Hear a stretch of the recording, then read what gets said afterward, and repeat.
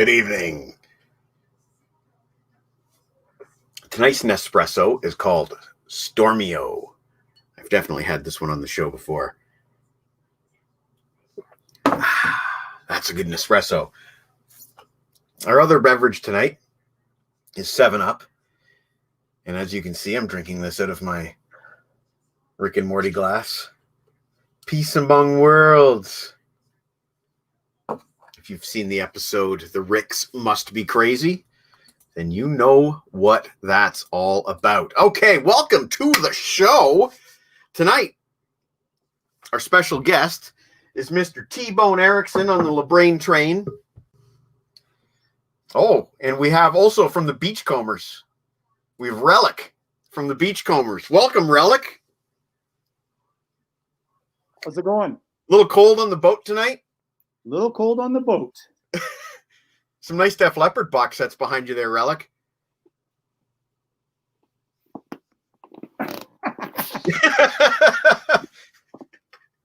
Yeah. Well, welcome to the show. I wasn't expecting you. I was expecting Geek. No, change of appearance tonight, buddy. Got to shake it up. Say hello to Mr. Kevin. Nice. Hello, Mr. Mars. And that's a 2 minutes to midnight mask. That is. Hey. Attaboy, Mikey, you're right on your game. And a Lakehead University sweatshirt. Lakehead Dad, there you go. There you go. Never went to university, but my daughter's got me the hoodie. That's awesome. That's just like when my dad wears like a Wilfrid Laurier sweatshirt.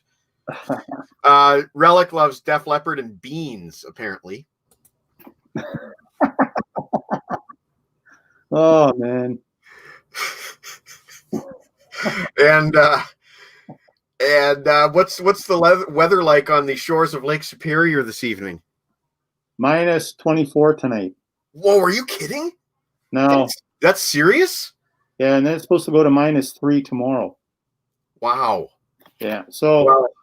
Not too bad, actually, really. I mean, other than tonight, the weather's been pretty mild. There's no snow on the ground, hardly. Yeah, all of our snow's melted. Yeah, so kind of a weird year. Kind of, other than tonight being cold, I think it's going to be okay. Well, it's a long year ahead of us. Yeah. We will have to see what, I don't know. It's wet out there right now. It's kind of slushy. Right.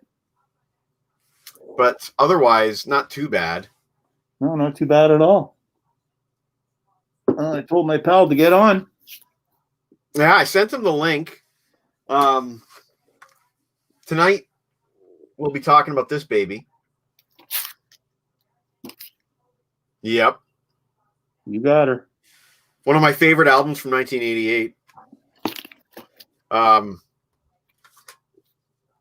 love the rock climbing. It's like, why not? David Lee Roth hanging off the side of a mountain. Why not? And that's all real. You know what? When we have T-Bone on, you got to ask him about his buddy and the rock climbing trip. Okay. Because there's a tie-in to this album, actually, now that I just thought of it now. So. Okay, I'll bring it up when we get into the album. Yeah, and let T-Bone talk about it. So I've listened to this thing 2.5 times already tonight. Really? Wow. And I checked on my website and I reviewed it twice. I obviously really like this album. This is the album that got me into Steve Vai. Ah, no kidding. So we are going to have a good time talking about that. And oh boy. Oh boy. Oh, is that a paper plate? I think it's a paper plate. I'm T-Bone. Oh, look at this guy. What the? Holy shit. Nice. He's decked out completely. Was the mask thing, like, was this planned? It's code orange. It's gone to code orange here now, so we're in lockdown. No, I'm just kidding. I did hear that you guys were in code orange. There we go. We're in lockdown with Logano. There we go. Who's the Unabomber there that we got going on? Oh, it's Relic from the Beachcombers, actually. Nice. He's operating off the shores of Lake Superior now, is what I understand. Lots of logging to be done. I'm just going to read a few comments here. Sure. It's just like those little cans of tuna, no bone. That's got to be my brother. Yes. T-Bone is in his Scotch room. That's interesting. Apparently, you have a Scotch room. I do. We have Rosana from Brazil checking in tonight, and this is actually maybe I'll start here just to kick off a discussion. The Black Sabbath Volume 4 with 20 unreleased tracks that has just been announced a couple of days ago. Wow. Black Sabbath released deluxe editions of Volume 1, Paranoid, and Master of Reality like 10 years ago. And then just recently re-released Paranoid and re-released it again. So we've got plenty of deluxe editions of the first 3 albums. And since then, there's been nothing. This is the first time we've seen a deluxe edition for anything past Masters of Reality. And apparently it's going to have a bunch of demos, live material, and some sort of like studio outtakes. Wow, so, that's awesome. Like obviously I'm psyched because I'm a Sabbath collector. I don't think Deke will be buying it, but I'm just kind of curious to hear your thoughts on the Sabbath box set. I think it's cool, and if Deke bought it, I would listen to Deke's. That's what I've been doing for like 48 years, riding on Deke's coattails when it comes to rock and roll. That's all good. Like I am doing right here, right now. That's okay. That's all right. Oh, look at that! Look at the mug. I have a coffee on the go, but I have some other beverages, as you know. Right. That maybe that would trying to keep it. I'm trying to keep it rock and roll. So we're starting. We got 1 bourbon, 1 scotch, and 1 beer. 1 scotch, and a yet to be identified beer that I don't even know what it is. So. Right. Well, whenever you want to do that gimmick, you just give us the heads up. Right. Nope. So this is tonight's gimmick, is we're going to be decanning the December 4th beer from this Advent beer calendar. Yeah, nobody knows what it is, not even me. So how does that work? Is it like each compartment is individually boxed, like individually sealed?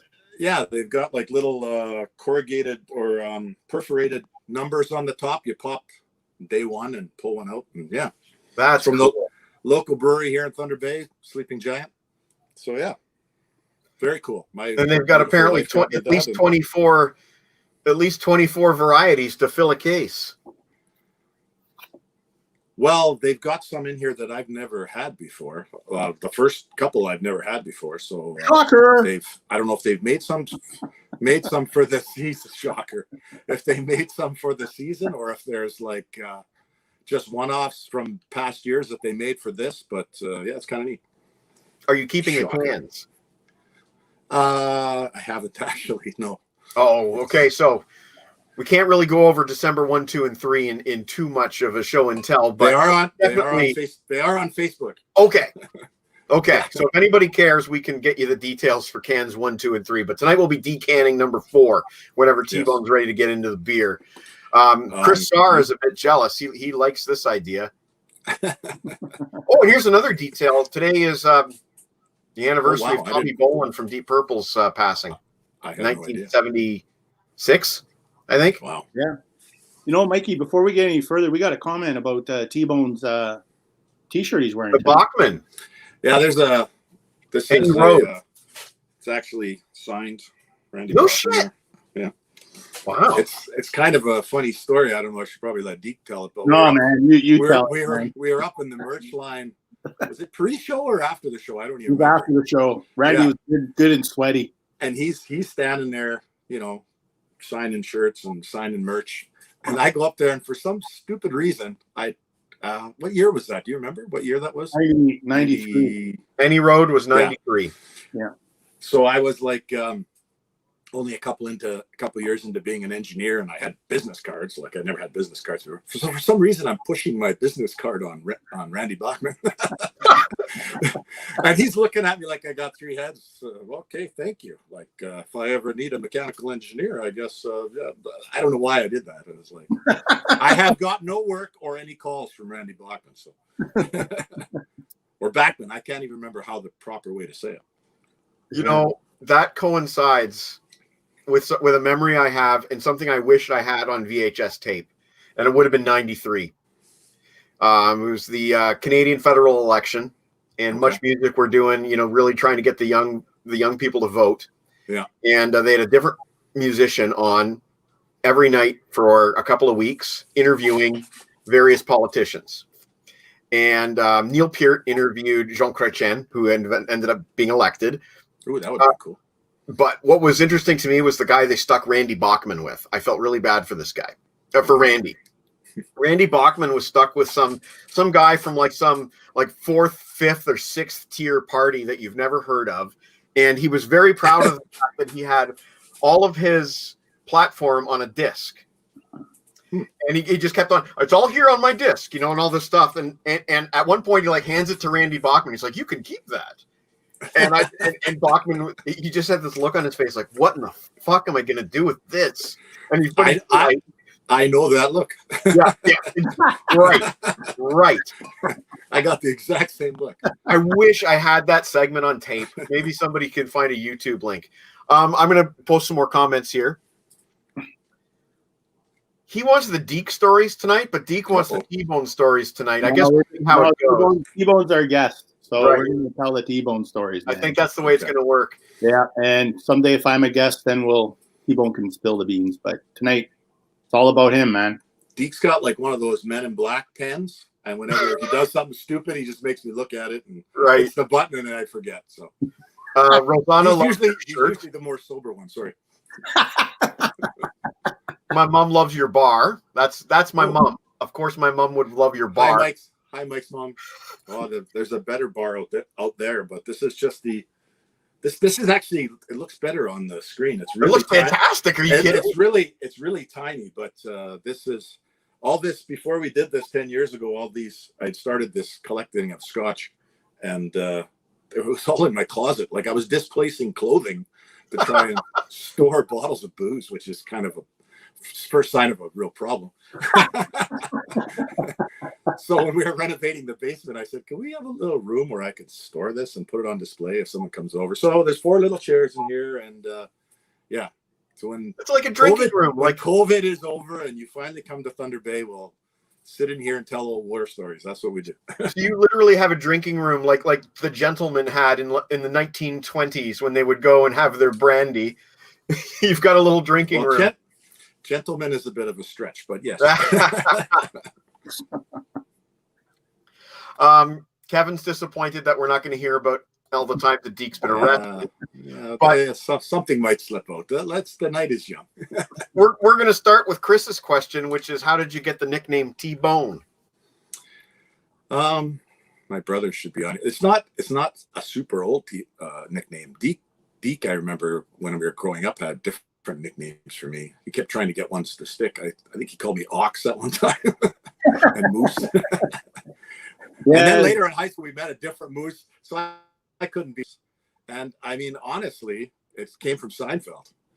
Look at Coco, giving it to T-Bone. Remember George Costanza wanted to be nicknamed T-Bone? He sat in that meeting, and my brothers looked around and said, fuck, you should be T-Bone. Sorry. I think I've watched this before, and people have slipped and said bad words. I apologize. But sorry, Mike's mom. That's all right. That's where it came from, and then that nickname seemed to stick. Deke kept chucking nicknames at me over the years, but they didn't stick. Yeah, the one nickname you think my best friend I would be able to figure out the nickname for, but no, I threw all kinds of shapes and different configurations.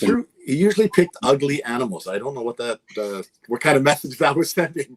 To a young T-Bone. This guy will be brought up in our story later tonight, but we're going to school with a guy named Jack. Okay, we didn't really know him until we got to high school. So one day in the library, it was me and T-Bone and a couple other guys, and Jack comes in with his pack sack, and he opens up his pack sack, and a couple of cassette tapes slide out. And one of them, I remember this. Yeah, one of them was Meatloaf. Now we're talking 1982, 1983, maybe. Okay. Yeah. And the Meatloaf tape wasn't the one you thought of. It was that bad. What was it called? Bad to Be Good or something. It was one of his albums. Was that the one after Bad Out of Hell, or was that before Bad Out of Hell? We'll look it up right now, and we're going to answer. It was not Yeah, it wasn't the popular Meatloaf album anyway. Go ahead. Well, if I Google Meatloaf, and the first thing that comes up is big pictures of the actual food. Okay, Meatloaf singer, a little extra typing there. Okay, so the album that you are talking about is called Bad Attitude, and it's from 84. Oh, yeah. Okay, 84. So, yeah. And it is looks like it's his fourth solo album. Bad Out of Hell, Dead Ringer, Midnight at the Lost and Found, and then Bad Attitude. So, anyways, we see the tape, and I nicknamed right there on the spot is Jackloaf, and that just stuck forever. That one was too easy, the ones you don't have to think about, like boom. To be fair, I think you and I are the only ones that have ever called him Jackalope. But you're right, though. That became his name to us after that day. But back in high school, he actually looked more like Weird Al Yankovic. With the mustache and everything. A little mustache. He had the mullet. Oh, he was perfect, Weird Al. And then we go and do a Run DMC cover at our school assembly on Christmas for whatever reason. It was I was already out of Lakeview. You stuck around for the extra victory lap there. Mm-hmm. And I came back from university to do this thing. We got together with 3 musician friends that were real musicians. And the 3 of us dressed, Jack Loaf and T-Bone dressed up as the 2 Run DMC guys. And Deke got his mom to sew him a pair of pants that were half striped and half, or blue jean, I guess, on the other side. Yeah. Or they black. They're kind of like Steven Tyler would wear, skin tight. I think he had to put them on 3 days earlier to get into them. And he sat up there and did the "Walk This Way," and then we did the rap parts, and the place actually loved it, but they loved it a little too much because then it got in our heads. Oh, and then we played a school dance. Tried to make all these popular rock tunes into rap tunes, like Smoking in the Boys' Room. We're doing rapping in the boys' room, like we're changing the words around, and we're getting like almost booed off this. Thank God they couldn't drink in there. We had to have bottles thrown at our heads. It was terrible. We pushed it too far. We could have been on the One Hit Wonders episode last week. We had our one hit. I was going to put Current River on my list. Yeah. I heard the name came up there. That was awesome. Just to get a shout out was good. Eric Litwiller has kind of the same question that everybody's asking. Which is, why does Deke look like he's on the run from the cops tonight? Well, I might have to lawyer up after I talk to T-Bone, so you never know how this is going to pan out. Dave, thinking of you, buddy. Deke's wife, if you give me just a second here. Wife put it. Sorry, go ahead. Give me a second here. I'm just looking. Deke gave me some things that I'm supposed to bring up, and I'm just looking at. Our conversation is too damn long is the problem. Well, okay. You know what? I can't seem to find the little bit where we were talking about what might be good for stories. So instead, I'll start with one that I'm personally quite intrigued by. I understand there was a incident with a pickup truck and a faulty left turn signal light that may or may not have been tampered with. That was Jackloaf. Oh man, in grade 12 and grade 13 in high school, it was war. It was no holds barred as far as pranking each other. I don't know how it started. I think one day we decided, because Jack was our friend, but he was also kind of like a friendly nemesis, let's call him. So we go to I can't remember who started it. We probably did. I did this thing where we jacked up the back of his car. All the vehicles were rear-wheel drive back then. And we put little blocks or whatever under his axle just to get his tires like a millimeter off the ground. And then when he was getting his car, we scream up beside him and we yell something derogatory at him. And he's like, "Oh, I'll get you guys." And then he just hammers on it. His wheels are just spinning. And he's on the side of the road and he doesn't know what's going on. And we're just laughing. We're a couple blocks away laughing. So then we go to the show or something. I come out and all 4 tires are flat on my car. I got to call a tow truck and blah, blah. He wasn't as creative as me. He just let the air on the tires. We jacked his car up. So this kept escalating and escalating. Actually, one day, a different friend of ours, whose grandfather, basically his yard was kind of a he lived way out in the country, and he had tons of old Ford vehicles. I don't know. He was a little bit eccentric.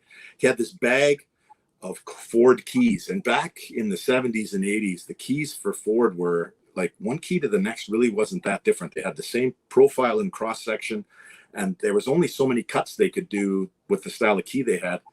So we brought this bag of keys to school. My friend brought this bag of keys to school. We're like, we're going to break into Jack's truck. So at lunch hour, we're just trying like 100 keys. And he looks out through the cafeteria door and he's laughing like, you'll never get into my truck. And then all of a sudden, click, one of them works. Now we're in his truck. Now we lock the doors. But now it's a different key that works in the ignition. So we're like, grab the square keys. The square keys are ignition. So we're trying the keys. We're trying the keys. He's at the window. Get out of my goddamn truck. Try the keys. All of a sudden we hold up one key like I'm just being cocky. Like, and he's like, whoa. We take off in his truck. He's chasing us like out of the school parking lot. We didn't do anything with it. We drove a little ways away. It was just the whole buildup. That was the fun part. But then I think the best one was we saw Deke and I are just out cruising around on probably a Saturday or something with nothing better to do as No, 17, we were at 18-year-old we were at the bowling alley. Wasn't it at the inner city? Oh, right. Bowling alley. We there's a whole bunch to this story. So yeah, Jack Loaf, as he will be referred to from now on tonight, worked at the Pizza Hut in the south side of town. And so we knew that, and we went there midway through his shift. And because I had a key that got into his truck, I could get into his truck because I marked this key. This is Jack's truck. I had Jack's truck keys now. I could get into Jack's truck whenever I want. I popped the hood from inside, and we go underneath, and I wired his horn to his signal lights so that when you blink the signal lights, it goes honk, honk, honk. So can I just interrupt for a second? I just need to interrupt for a second. How the fuck did you even know how to do that? Like, this is one of the things I took auto mechanics boggling my mind. And I put it to very bad use. So yeah. So then, but one of the funnier parts actually was that we didn't realize how late his shift went. So Deke and I go and we sit in the bowling alley parking lot across the street, and it's like this time of year, baby. Eh? It's like cold out. It was cold out. We're sitting in the car. The car's turned off. The windows are slowly fogging up. I can't remember. We're probably listening to tunes. I'm running the windshield wipers and using my hand every once in a while so I can see, Jack's still working. A cop comes up to the window and bangs on the window. Roll down the window. There's two guys sitting in a fogged up car.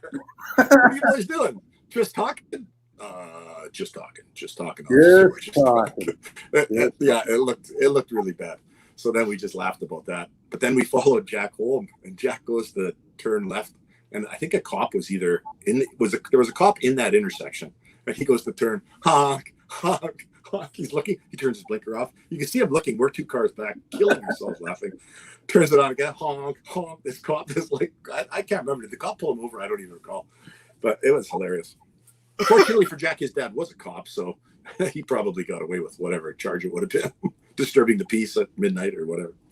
But then to take this story one bit further was when we went back to school, you knew there was going to be revenge on people. So that was part of the deal. We were in different classes at the time, like grade 13. And a guy came down the hallway towards me and he said, hey, he goes, why is Troy's car parked at Boulevard, which is about a lake that was about 2 blocks away from our school? And I'm like, what?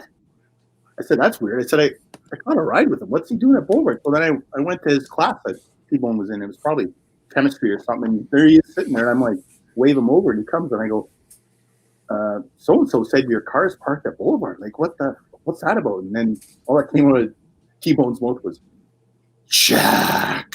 That was the end of chemistry.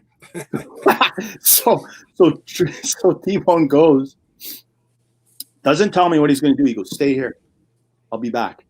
So he leaves the school for about a half hour. So he comes back and he tells me, okay, here's the deal. When we go out at 3:30, where my car think it isn't going to be, I'm going to flip out on Jack and really push him to the limits. And I'm like, yeah, okay.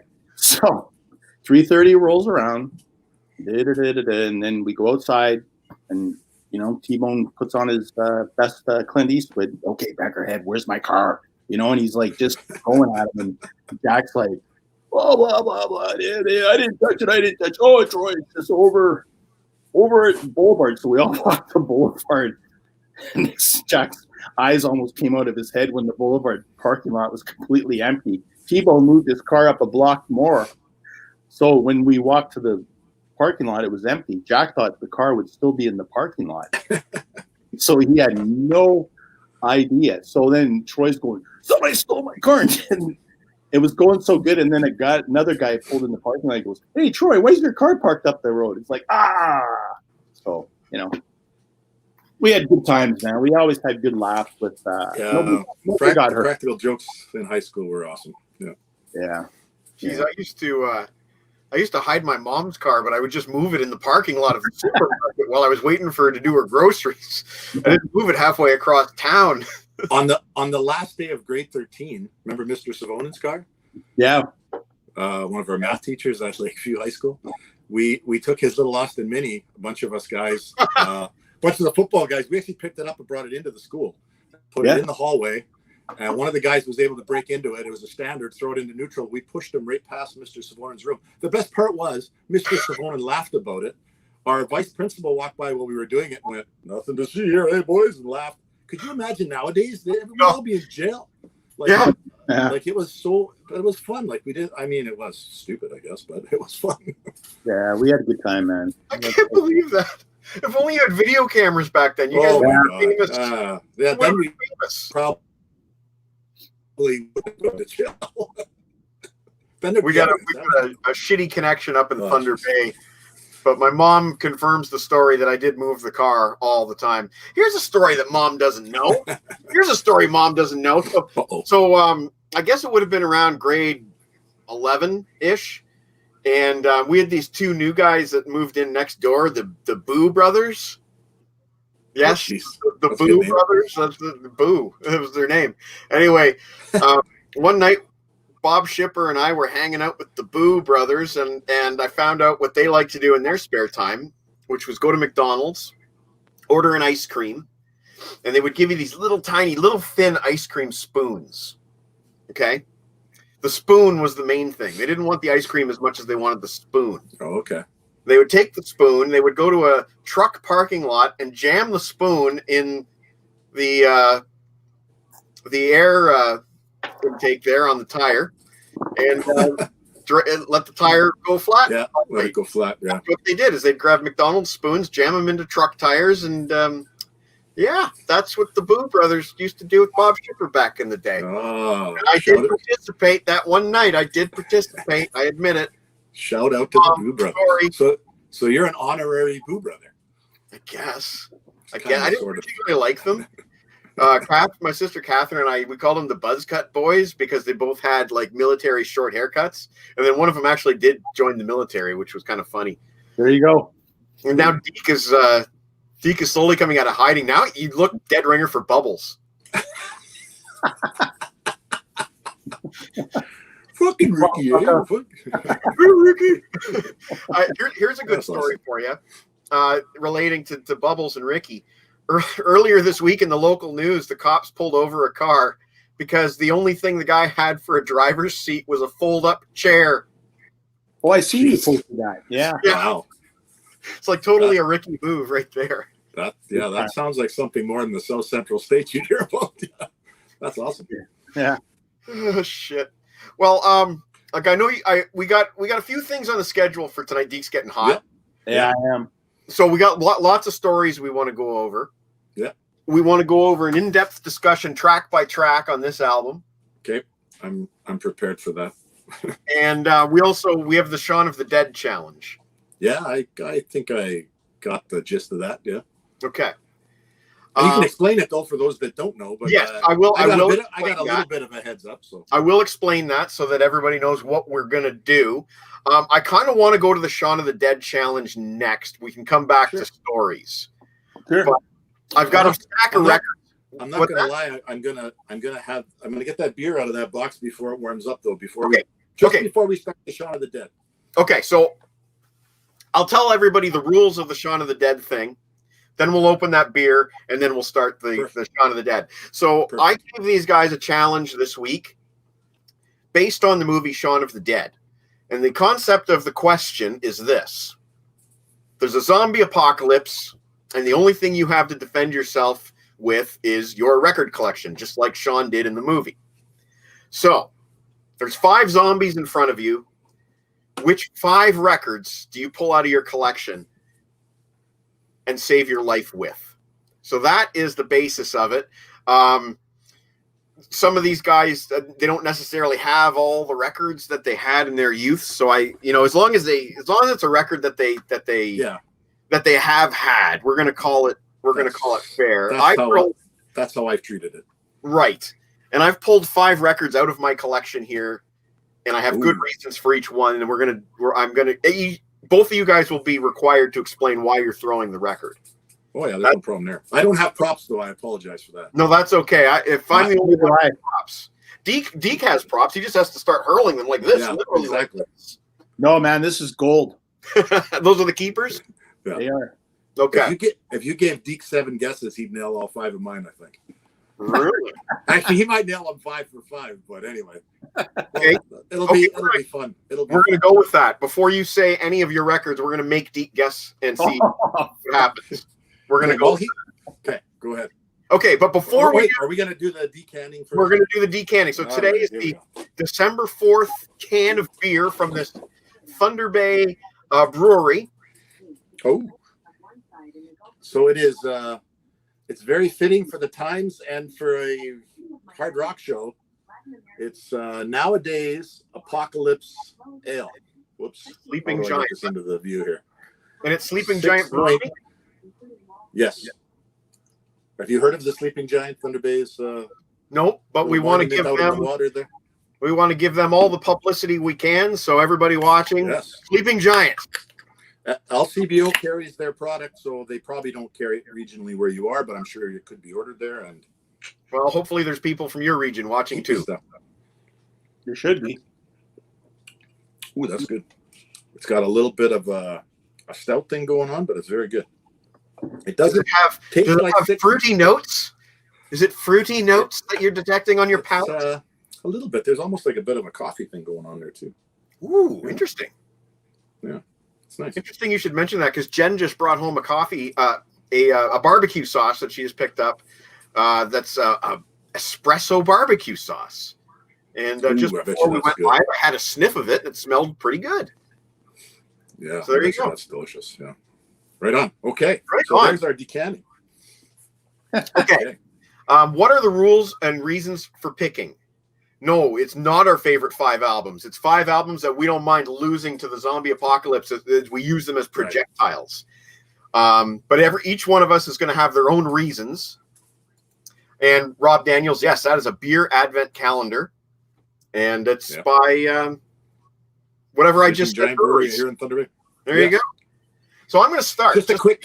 I just want to give a quick shout out. Eric that was commenting there is Uncle Meat, right? You got it. Same guy.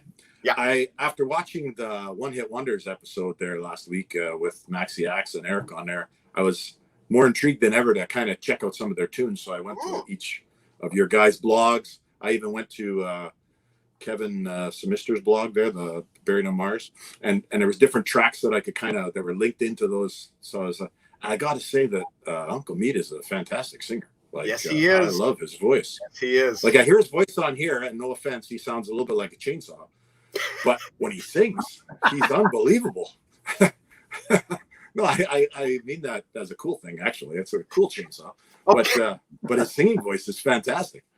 So shout out to Uncle Meat. Awesome job. Fuck, I'll drink to that. Peace among worlds, Meat. Oh, and I saw somewhere along the way that Max the Axe like these, so I can't drink alcohol this whole thing or I'll be sleeping halfway through. So I got some bubblies here. So shout out to Max. Was mostly drinking Pilsner. But Robert Daniels from Visions and Sound, I catch him drinking those bubblies all the time. They're great. Actually, my kids started drinking them, and then, they got 0 calories, 0 everything, just a slight hint of flavor. They're good. Yeah. Anyway. All right. Okay. There you go. On with the show. I'm going to start, okay? Yep. I'm going to start by hurling my first record. Now, to set the scene, the zombie apocalypse, and none of us guys have anything to use as weapons except for our treasured record collections. So what are we going to do to defend ourselves but throw our records at the zombies and hopefully decapitate them? So you got your record I'd collection. be throwing. What's that? Sorry, go ahead. I said I'd be throwing cassette tapes and CDs. Are we going to be willing to part with? And I've picked 5, and I have them here. Okay, I'm taking a shot. My first zombie, I'm going to take him out with Ram It Down by Judas Priest. Nice. You know why? Why? Because fuck this record.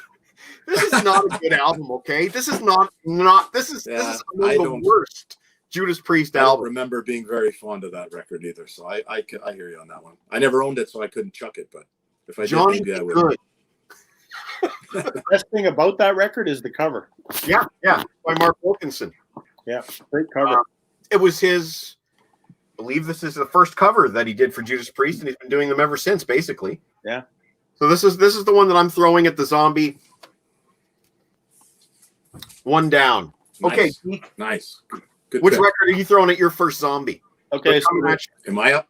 Deke's up next? Deke's next. the 5 I Okay. picked were albums that I bought back in the 80s because back in the 80s, he would read things and I'd say, yeah. And then I go buy it and I spend my allowance on it, get it home and go, oh, some of this sucks. Like I just got I can relate. So one of them I got hosed on. I don't even have them anymore. And even if I did see them, I wouldn't even pick them up for novelty. Like not even everything you see behind me is what I want. But anyways, the first one that I'm going with is Rothschild Stack Attack. Now these guys, the only reason I bought them was I read in Kerrang that the singer at the time, Rocky Shades, was supposedly going to be the guy that was going to replace Vince Neil in Motley Crue if Vince went to the Clink for a long time after the drunk driving razzle. So I thought, wow, this guy must have. And then I bought it, and it was like sounded like it was recorded in a tin can. And I was like, oh man, But Stack Attack. I mean, it's on YouTube. You guys can pull it up and have a laugh. I don't know. I'm sure there's Rothschild fans out there. God bless you, but not for me. Off goes the zombie head with that one. Good. Nice. Now you have the additional task of trying to guess one of T-Bone's. T-Bone, if he gets it right, then you have to say this record. It's too easy. It's literally too easy. Well, let's see. I'm not going with the easy caller on the first round. I am not. No, I know what everybody's thinking. I actually think Deke he'll nail mine, and then actually, if you nail one of mine, then I'll just tell the story. I just realized I do have one prop. I should run in the next room and grab it. Okay. That probably tells Deke right away which one it is. I'll be Well, back. let's find out. Deke, which one is it? His birthday gift.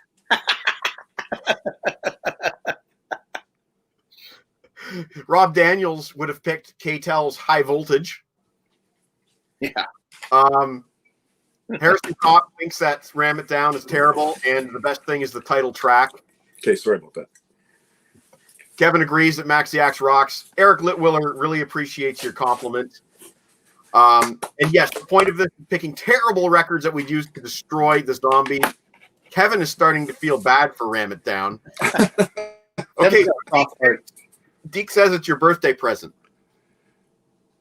Okay, yeah, he's right. This is he should answer just in code, and then I'll know he's right, and then I get to still say it. So the first one I throw. This is almost like we're almost doing a top 5 list in reverse, right? Because the first one you throw would obviously be the one that you kind of wanted to get rid of the most, right? So the first one I'd reach for would be Bad English, the self-titled 1989 Bad English. I have never been rotted so much for buying a piece of music in my life. So much so that when I finally got rid of it, Deke included this in my birthday present one year, just so that I could have it some more, so that he could come over, see it in my bar, and rod me about it some more. That was your Bad English doing. When I see you smile. I have a little story if I could share. Deke and myself and my two brothers, we go and see the almost equally bad movie as this album is bad, Tango and Cash. And during the closing credits, all of a sudden, Best of What I Got kicks in. And my brothers and Deke, as we're walking out of the theater, hey, T-Bone, oh, I love this song. Hey, oh, English T-Bone, and it's just like, oh my God, like seriously, guys. So, yeah, I couldn't wait to throw this at. So I've thrown this at non-zombies actually. It just keeps coming back. So I just got in shit because as soon as I started singing "When I See You Smile," my wife yelled from the other room, "Hey, I like that song!" Sorry, Jen. Sorry. So did the zombies, apparently. Now you picked yours in a specific order. I'm more putting mine in a specific order for more dramatic value. Well, so, I picked my order to kind of bookend it with ones that I think Deke would appreciate the best. So okay. So yeah, but boy, did we ever get a ton of mileage out of batting. Oh, well, you still get mileage out of that. Yeah, I still get a hard time. You want to hear another funny quick story about the bad English? We were in Winnipeg, go see the crew on the Dr. Feelgood tour. And we're standing in our hotel lobby waiting to check in, and there's a guy in front of us who had a Whitesnake shirt on. So I just made small talk to him. Hey, like, when was Whitesnake? He said, oh, Whitesnake was here 3-4 days ago. They played the arena. I said, oh, yeah, who opened for them? Bad English. I just turned around and T-Bone. Like, and I'm like, don't say it. Don't say it. Well, you can't pick out better than that, you know, that is scenario. Yeah, you can't make this stuff up. Bad English was 1989, and the girl that I liked in 1989 really liked Bad English, so I kind of pretended to like Bad English, but really they were just too wimpy for me, and I still don't like John Waite's voice. It's just too bland. Meat will probably give me shit for saying that, but I expected with John Wade and Neil Sean there to be a little more kick in the pants kind of tunes, but actually Best of What I Got might be the best of what they had. I don't know if there's a... Oh, I think we lost many rockin' tunes on there. I went and tested them. I went, oh, sorry. We just got a choppy Wi-Fi on you, T-Bone. Oh, sorry. Yeah, well, I live out in the boonies here, so... Yeah, so I've been told. Am I okay now? Am I back? You're choppy. Okay. It's workable. It's workable. Okay. We still got the audio. Yeah, the audio has been clear no matter, like your picture is choppy, but your audio has been clear the whole time pretty much. So there we go. He's like 80s breakdancing. I'll just play along with it. What the heck? Let's make it work. Anyway, that's it. Okay, so I got 4 more zombies. They're coming at me. And the next record that I'm grabbing is a piece of shit. Ooh. Vinnie Vincent Invasion? Is that what I'm reading there? Forgive me, I'm on my phone, so it's hard for me to read, but... Yep, that is what you were reading there. Yeah. Deke and I have discussed this album a little bit, but Meat and I have really discussed this album. And, you know, actually, it might have been Deke where I took our conversation about this album and I made it into my review. And I basically, my review of this album was essentially that all Vinnie Vincent does is masturbate on the guitar through the whole thing. Like there's very little actual musicality to his soloing on this album. It's just pure. And what really kind of pissed me off was when I'm listening to the lead track, "Boys Are Gonna Rock." The volume of all the other instruments is turned down during the solo, and then he's like, and all the other instruments are turned down, and then they get turned back up again when the solo is over. But what really pisses me off about this album, stealing a line from Sloan, it's not the band I hate, it's their fans. Oh. Deke knows that there's been some Vinnie Vincent fans that have been quite douchebaggy, that don't like my Vinnie Vincent reviews. Right. And, they can fuck off and go fetch this album when I throw it at the zombie. So that's my number 2 record. You should be proud that all 3 of Vinnie Vincent's fans read your blog. Dude, I still remember that one guy was named Curtis. How do I remember that one of them was named Curtis? Well, there's only 3 names to remember. It's not that difficult. Oh man, that's Sue is saying that you have great dance moves. Well, thanks, Sue. tell Sue the tea was good. The tea was good. Kevin has a question. What are the chances that a Kiss record will make these lists? Rob Daniels' second album that he's would throw. Boots Randolph, This one, Boots Randolph, Yakety Sax. That wins best album title of the night right there. It's scary to say that I've actually heard of that record. Cover of Yakety Yak on this album. Rob, I'm dying to know if I am correct. Okay, so Deke, what's your second record? My second one is from, I think, the late 80s. You know when Guns N' Roses hit big? Yeah. A lot of bands like them were getting signed up. LA Guns, Faster Pussycat, all of the other ones. Yeah. All the other ones, and one of those, all the other ones, was a band called Sea Hag. Yeah, oh yeah. Who went one step further and even had Mike Klink do the production on their first record. Oh, right. And I Guns N' Roses production. Yeah, and I bought it, and it just didn't click with me whatsoever. So when T-Bone started getting CDs, I had about 10, 11 of them that I wasn't really listening to. I shoved them over to him. Sea Hag was in there, and then I was moving one time, and next thing you know, it was back in my collection somehow. I don't know how he slid it back. Like, I don't want this shit. Take your freaking Sea Hag, Deke. I think I'm going to be bugging Deke about the Sea Hags going forward. So yeah, man. So that would be my second toss at a zombie would be a Sea Hag. I have no problem with that choice. Lana wouldn't be surprised if a Kiss record would be on a list. Well, I've given that away. Rosanna doesn't like Vinnie Vincent. And Meat is, I'm going to read Meat's, he's got 5. Okay, I'm going to read his 5. To Hell with the Devil, Striper. Cold Lake by Celtic Frost. You know how that's their kind of, that's the album that kind of killed their career. And he doesn't like the song Cherry Orchards, which I don't mind. Theater of Pain, Motley Poo. That would be on my list if I owned it on vinyl. Use Your Illusions 1 and 2, Guns and Posers. And Crazy Night by Kiss, just fuck right off. I owned a few of those, or two of those anyway. But well, 3, I guess, because Guns and Roses. He that's unfair. He gets 6 because he puts 1 and 2 both in there. Right, but I know it was. You know what? we're gonna get there. That's not an illegal move. That's not an illegal move. That's fine. Okay. Deke. So now you have to guess T-Bone's second, or just try to get another one off the list. You will. You'll get 2 of them for sure. Yeah. I think we're gonna go with Y&T Down for the Count. Yeah, that was gonna be my last one. That was my bookend, but I guess that'll be my next one. Deke is 2 for 2. The second most rotted record I've owned. A hard time from Deke. So this is going to be a theme for a couple more of these where Deke was usually, out of him and I, and actually our group of friends, he was usually the first guy to always nail a good record, right? And then we'd hear it from Deke, and then we'd go and buy it.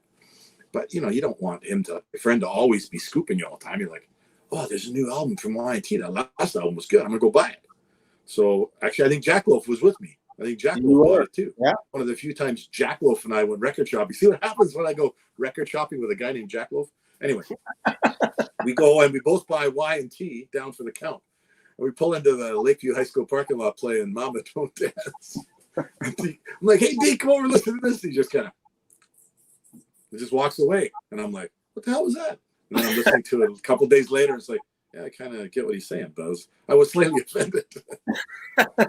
Yeah. I never had good luck when I tried to scoop Deke on a rock album. Which very few times did it work in my favor. Is that the one with Summertime Girls on it? Yeah, well, that was Summertime. Was also on the live album before.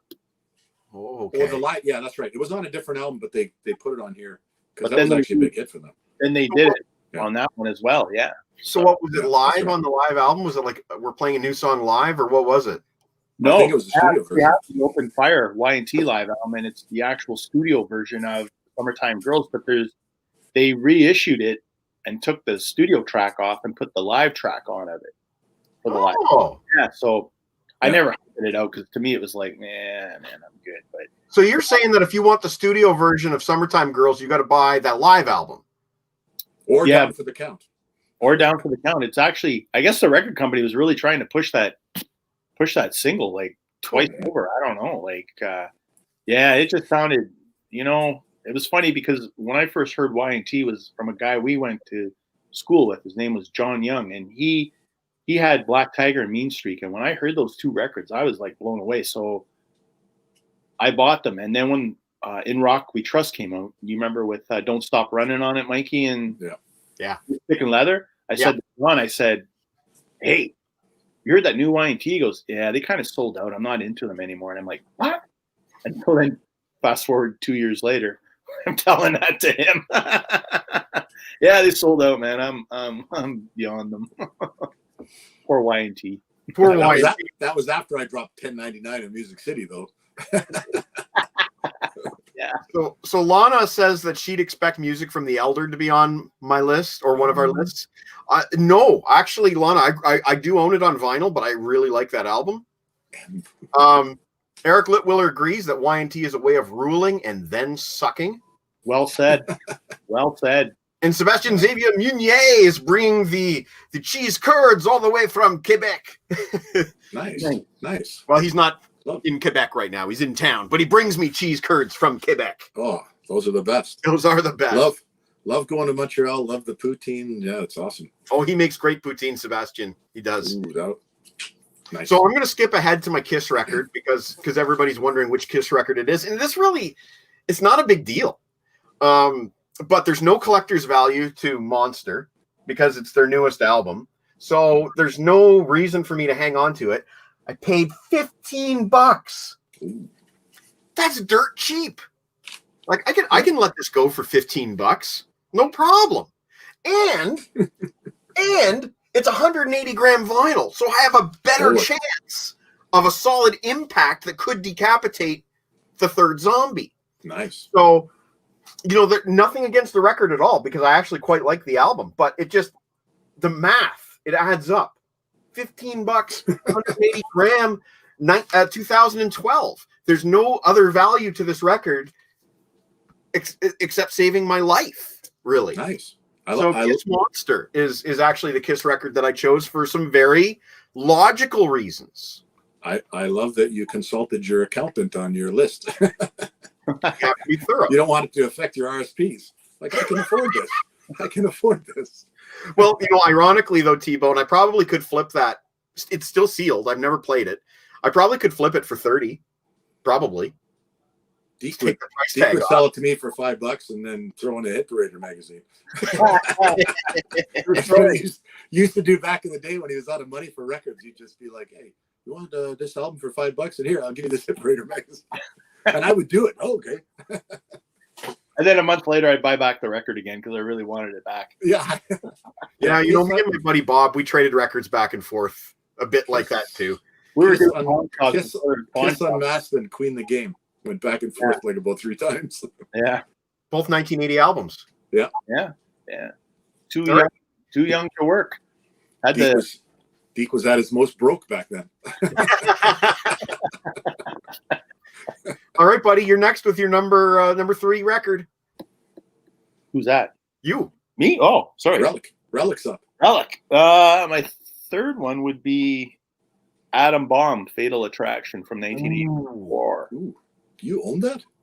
Yeah, I did own it. I bought it because I missed out on some good rotting opportunities there. He teamed up with Jimmy Crespo. Oh, from Aerosmith. Okay. After Jimmy lost his job in Aerosmith, I thought, wow, listen to the work he did on Aerosmith. Yeah, it was good. Atom Bomb was somehow associated with Eric Carr from Kiss at one point, too. Oh, really? Yeah, I bought the record, and I think I listened to it once, and I went, this is just utter shit. So that was the end of that. So, yeah, I have nothing to add. Rob Daniels' third album would be Aqua's Aquarium. A former girlfriend loved the song Barbie Girl. You had to go into the record store and buy the album. Sorry, Rob. Sorry. Well, that's good confession. It takes a man to step up and Jen owned it too. Her boyfriend bought it for her. Nice. Okay, Deke, so what do you guess T-Bone's got coming up? Well, this next one will probably be a double pick for both of us, okay? Okay. Uh-oh. I would be saying Crocus, Change of Address. Is that on the list, T-Bone? Yeah, it is. Yeah. Did you actually buy it? You actually bought that? I don't remember you buying that. 3 for Fucking 3. right, I bought it. 3 for 3. Yeah, well, he's good. See, I told you he'd know them. Yeah, so Crocus, Change of Address. Once again, didn't I buy it before you though? I think we bought it on one of our record trips because Crocus had that good run of Headhunters, Change of Address, and then it was like, what happened here? They got all glammed up. They did Schools Out by Alice Cooper. Yeah, I don't mind that version actually. I listened. I kind of previewed some of the songs there the other day just to kind of refresh my memory. Bad English, I couldn't get through the first 30 seconds of each song without getting angry. Freaking Deke. John the Snowman's probably just cringing right now at all this anti-bad English. Sorry. I hope Snowman can catch the repeat. I'm a fan, John. Sorry, nothing. It's just a thing with me and Deke. He gets it. It's just our thing. Crocus was it wasn't very you know what, and they went right off the. They never regained any momentum in North America after that record. No, yeah, it just went green. Killed them. I never heard a darn thing from them after that record. They put out one in '88 called Heart Attack, and it was trying to go back to the old sound, but by then people were just checked out, and they were kaput. Oh well, they had a good run though.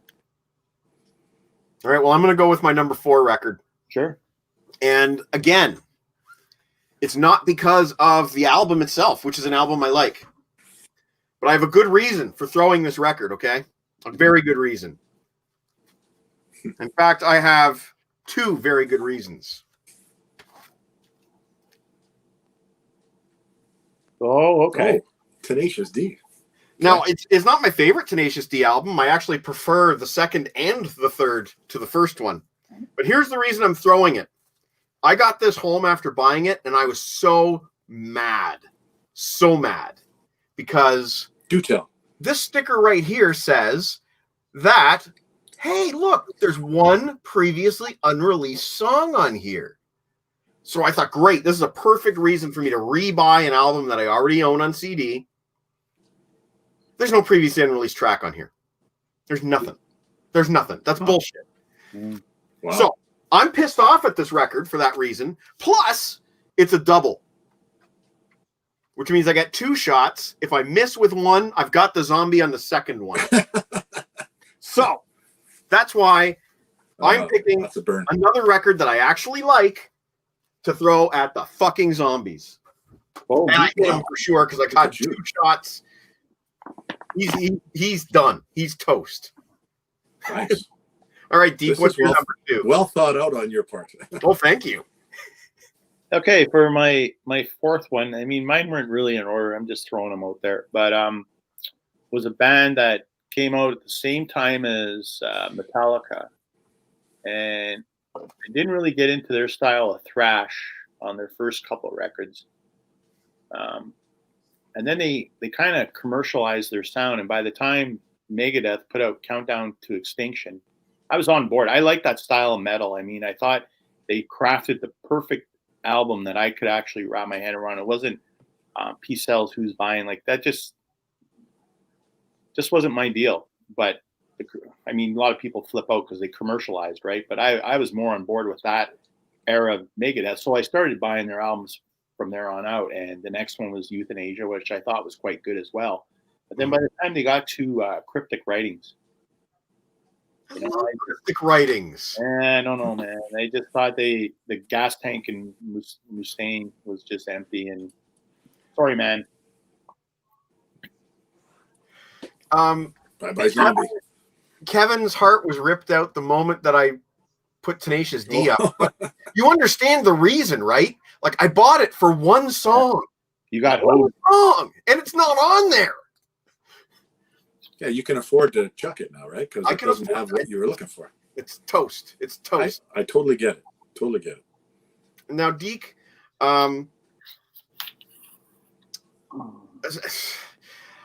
think you missed the mark on yours, honestly. because it's Risk that is the shitty Megadeth album. Risk. Oh, maybe it's that one. What's that? Maybe it is that one. The one with the fucking mousetrap on the cover is Risk. It's the one with Crush 'em. Yeah, the wrestling tune. Was that the one with the wrestling? It's a good album. But was that the one with the wrestling album? The wrestling tune? No, that's Risk that has the wrestling tune. Crush 'em.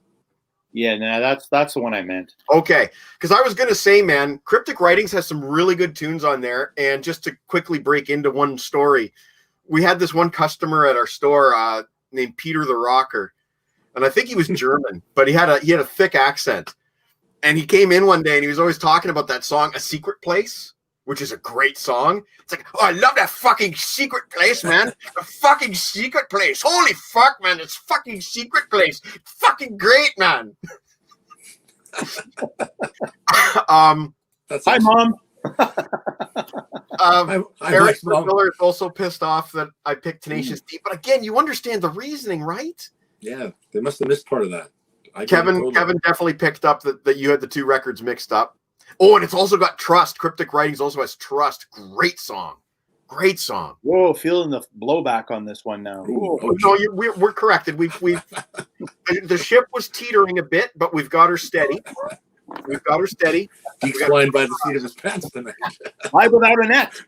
Yeah, nice. I like it. Deke, I have rocked the boat far more with that Tenacious D album. Like, these guys don't understand. I spent $30-odd on this damn thing. Yeah, that's one song that's not on the fucking record or the free download that it came with. I'm pissed off. They took advantage of you as a collector. I don't even know the name of the fucking song that was supposed to be on there. Well, they don't even have there's no title on the back or anything. It just says unreleased too. That's right. That's right. Jeez. Wow. That sounds like something Kurt River would do. It kind of goes into my next pick. Oh no, because it cut the crap. Is it really? Yeah. I actually just a second. I have props somewhere. I thought. Hold on, before you show off any props. Oh.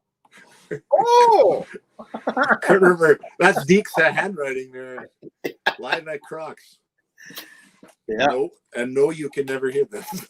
Well, we're getting it pressed on vinyl. I don't know if you knew that, but we have plans to get it pressed on vinyl. Okay, I have a 6th album to add to my list. Eric Litwiller, when Dave Mustaine was God, his music went evil. Totally agree. Risk is 100% on Kevin's list. Lana understands why I'm upset about the Tenacious D. And Chris Sarr says that my mom needs to get the soap. Yeah. Rob Daniels' 4th album would be April Wine's Nature of the Beast. He bought 3 copies and each one skipped in the same place. That sucks. That's a manufacturing defect. And Lana, Kurt River, that was Back in Black. Yeah, that's right. Everybody's Back in Black skipped in Kurt River. Yeah. We all went down when Back in Black came out, and the ship, we all bought it from Record on Wheels. We all went home with it. And next thing you know, we're all phoning each other. Just skip. Next thing you know, we're calling Record on Wheels. And the guy goes, yeah, the whole shipment skipped. He goes, so bring it down. And when they come back in, I'll call you guys. So every day at lunch, we were at high school phoning Record on Wheels. Is it in? Is it in? Is it in? Is it in? Is it in? And we all had that little stack of pennies sitting on our turntable just so we could get. Yeah. If you had enough pennies on there, you'd get past that skip. Yes. But then we got our second copy, and I remember bringing it home, and I think the first side played good, but then the second side skipped, and out came the pennies because I said, I am not going through this again. Yeah. Right. Do you guys happen to remember which song it skipped on? Oh, I think it was Back in Black for me. I think the first one skipped on Back in Black, I think. Yeah. My mother has a bar of soap ready for my next visit, but I have a way out. I have a way out of this. I was just repeating what somebody else said. And the reason that's the way out is because one time my grandmother, who never swears, she said the F word.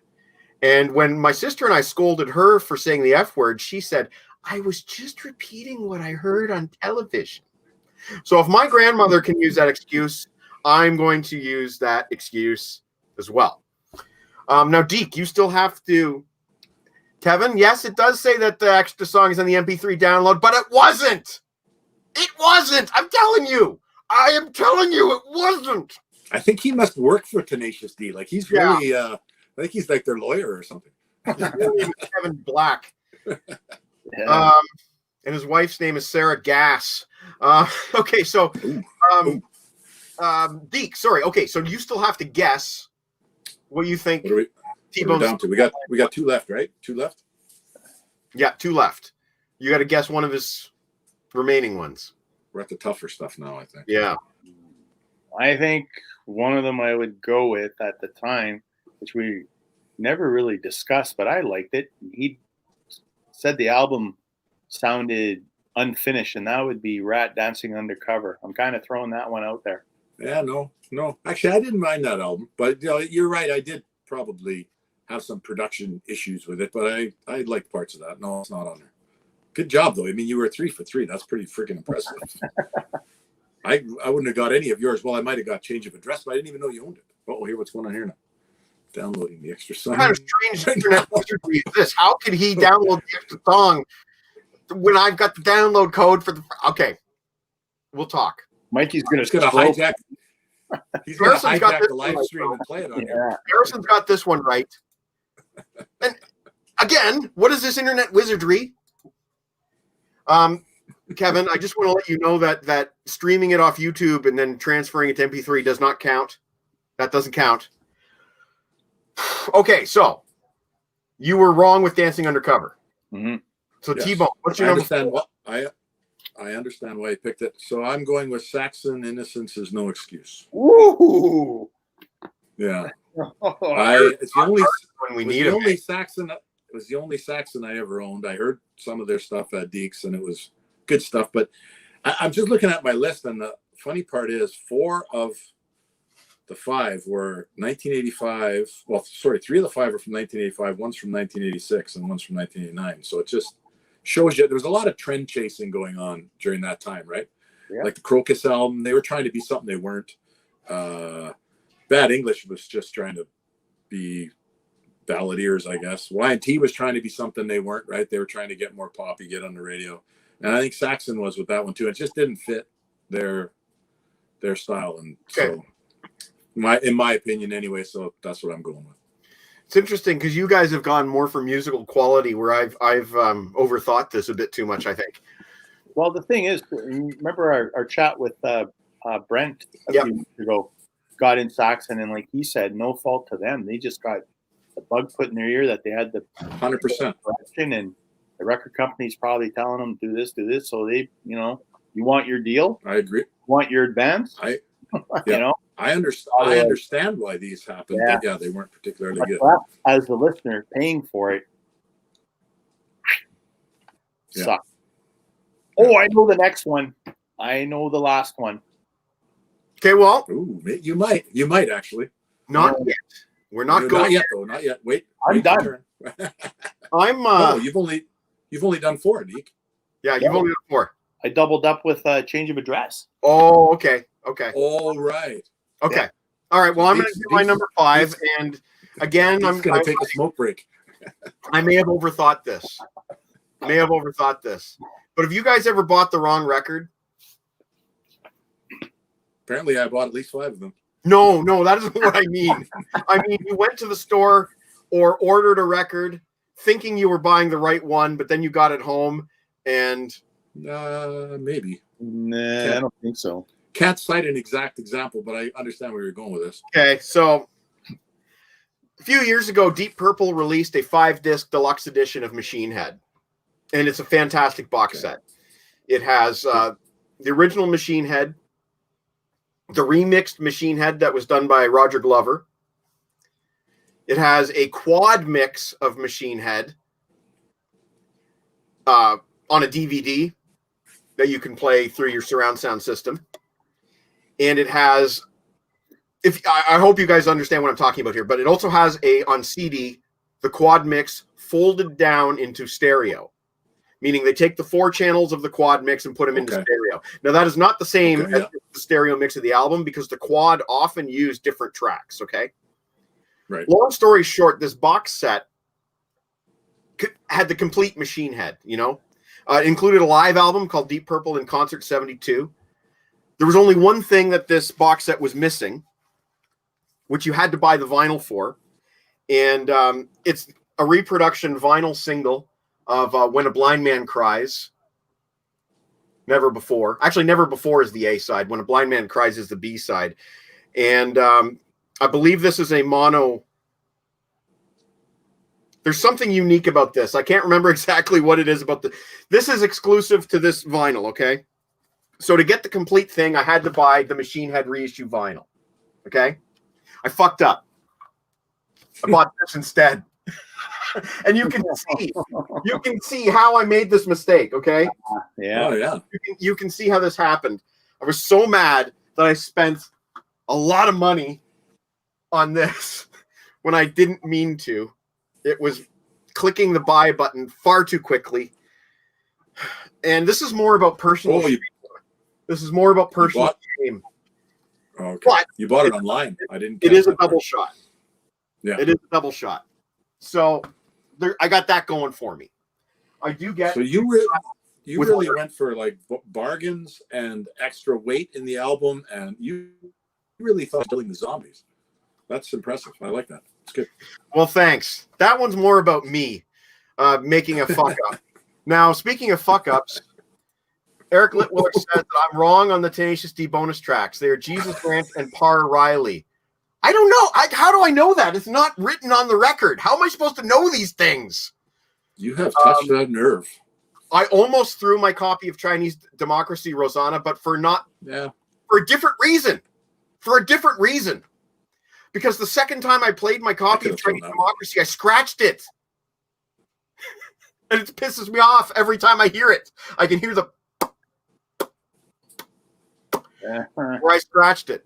You probably use it as a coaster now. Yeah. Rob Daniels' Fifth would have been Cool as Ice by Vanilla Ice. Oh, this was infamous. He bought tickets at a show at Kitchener's place, The Twist. He broke out and canceled the concert.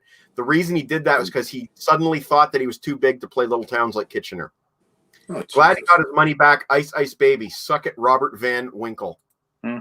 Pat Riley is the extra track. Well, how do I know? How do I know that? The problem is that Chinese Democracy would take so long to get to the zombies. That is a good answer right there. Yeah. Fucking brilliant comment by Harrison Kopp. That's right. If you threw that record, it would take 6 years to get there. So you're dead. Brilliant. You know what? Awesome. I'll just say real quick before we go to your last record. Harrison Kopp is co-hosting next week. Harrison is from Australia. He is a big Iron Maiden fan. And next week we are doing the Iron Maiden deep cuts. And we need lists. We're going to have Jeff Steven back to do some graphing of our Iron Maiden deep cuts. So you want to submit a list, send her over. We'll get her on the graph. All right, T-Bone, what's your last record? Okay. Is Relic going to be on that? Is Relic on that episode, or we don't know? No. Oh, he can submit a list, but I think record. Any guesses? Any guesses, Deke? Okay. Yeah, I think I got to guess. What year is it from? 85. You know? 85. 85. I was gonna go with Project Driver, but But that could have been there. But I thought of that one, and I thought I should have threw that on mine. Didn't we buy that at Zellers or something? Bought it at Zellers for like $14. You couldn't find that here. Tell them the story about the Zellers jukebox. Yeah. So back in the late '80s, Zellers, for everybody who's not in Canada who's watching, which should be thousands of you, it was a chain like your Sears or whatever in the States. And Zellers in Thunder Bay more had like a Walmart, but yeah, like a Walmart. You know, in Kitchener they replaced our Zellers with a Walmart. You did here too. Yes, here too. They had a jukebox, and me and T-Bone went in there one day. And it was probably when we bought the Project Driver. So I was checking out all the 45s in the jukebox, and I called them over and I said, "Dude, check this one out." And it was the Guns N' Roses 45 of "It's So Easy" live. I guess on the flip side of Welcome to the Jungle. So I dumped change in there, Like about 6 You know tunes what? worth. Yeah, and then just pushed repeat on it, and you seen the record flip over, the 45, and the needle drop, and then all of a sudden you hear the crowd, and you hear Duff's bass, and it was blaring through Zellers. It's over, easy, easy, easy. And we were just families are out shopping. So fucking easy. And then we go back. We go back a few weeks later. 45's pulled. No doubt. It was gone. Deke replayed it. You put enough change in there to replay it like 5 times. Yeah. Deke is fine to co-host if he wants to co-host the Maiden show. That's cool. Lana's excited because Jeff will be back. Yes, he will be. Deke has to be on the Maiden show. And I still don't understand, like, what. There's nothing on here that says what the track is. There's nothing. And I downloaded this fucking thing and did not get the track. And I even emailed them telling them to send me the track, please. And I never heard back from anybody. So I don't. Wow. You know what, Meat? You know what, buddy? I love you, man. I fucking love you, but fuck right off. I'm telling you. I downloaded the fucking thing. The track isn't there. It's not. The LeBrain Train is going off the rails. Off the fucking rails, man. And I only had one coffee. I'm actually going to get a second coffee really soon, which is probably a good segue to maybe going back to some T-Bone stories. Well, if we're going to talk T-Bone stories, we got to do the last album. I haven't done my last album yet. Oh, yeah. Okay, do that. Then I'm going to get another drink. You took a guess, right? Or and we Project Driver. Yeah. Okay, I went with Heavy Pet and Rock Ain't Dead, 1985. Yeah, I thought maybe you'd get that one. Shit, Deke, you kind of, if I recall this correctly, correct me if I'm wrong because I'm off the net. I remember you saying like that their previous album was pretty good, and you should check out this album. So I went, went and bought it. I remember us sitting I think we were by the Greeks or something. And I'm like, hey, I bought that new Heavy Pet record, played it. We just kind of looked at each other, and I don't know, something about it. It's not even terrible. It's just not good. Like, I mean, musicianship is fine. The singing's fine, even though I don't really love the guy's voice, but it's just, I don't know. It's just, doesn't do it for me. So their debut was that cassette tape is going to the zombies. Yeah, that debut was more in line with Def Leppard's On Through the Night, and the Heavy Pet and debut album, I think somebody out there can correct me if I'm wrong, was produced by Brian May. I think that sounds familiar to me. Yeah, so I thought, and it was actually quite good. And then when the second album came out, it was like, Rock Ain't Dead. Well, kind of for these guys, it is. So we got hosed on that one. Good call. I completely. Yeah. So that's my 5. Yeah. Okay, hang on. Rock Ain't Dead. Is that the album? Yes, 1985. Okay. I'm looking on a website called Encyclopedia Metallum. Notes. There's not much information here. I can't see who produced it. It would be the album before, I think, that Brian May did. Okay. I don't think he would have touched that Rock Ain't Dead album within a. I don't remember what the album before was. Yes. Letting Loose. Yeah, that's the one. Doesn't say here on this website whether it's produced by Brian May or not. I do know Brian May produced Bad News, the British comedy. Yeah. Okay. I'm going to go brew myself a coffee. Okay. Please resume the T-Bone stories, and I will be right back. Oh, boy. Please hold back your Tenacious D comments for the next 2 or 3 minutes. I have very little input on that.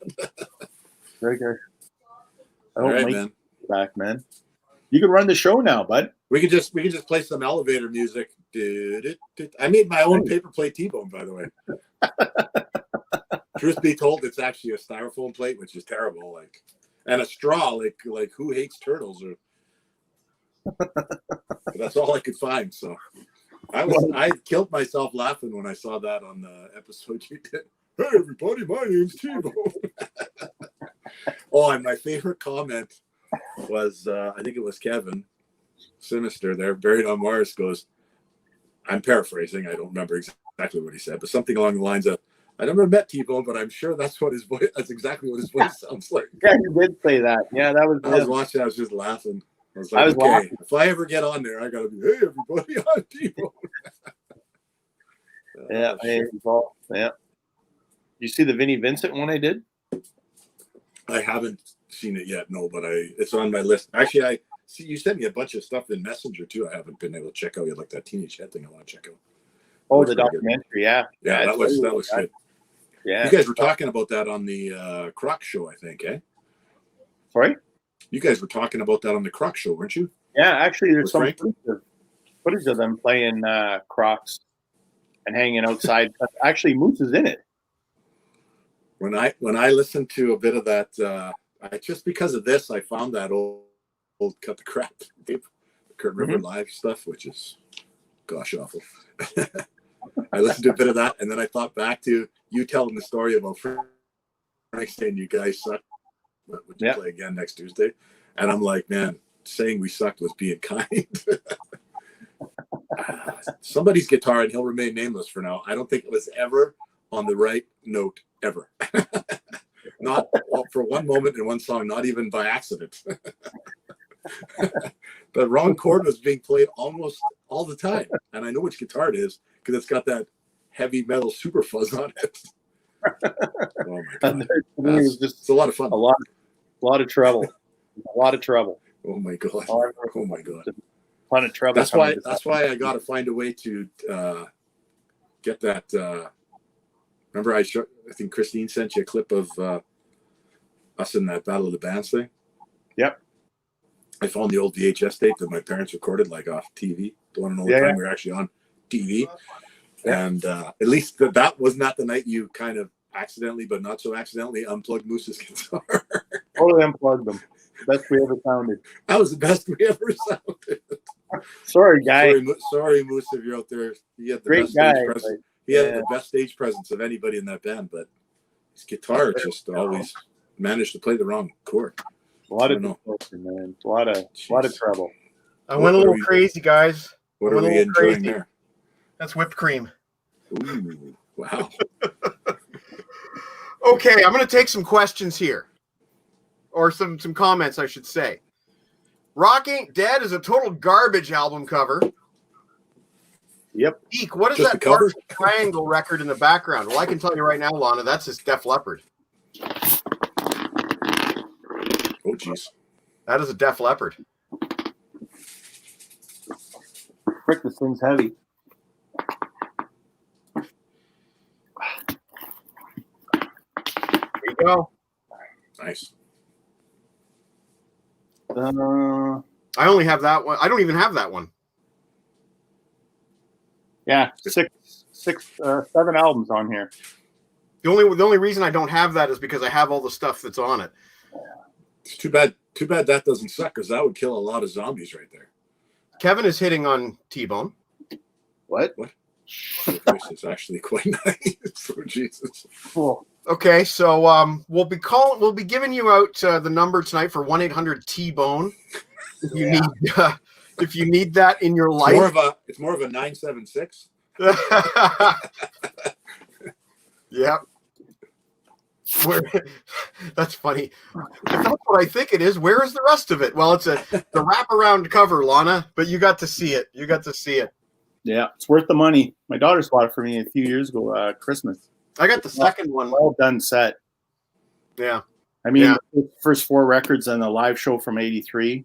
I had Binder on it, and vinyl rarities. Yeah, it's very well done. I got to get the second one, but it's freaking pretty pricey. And why do you need to get the second one, Deke? Is it because you know anybody who was involved with the second one at all?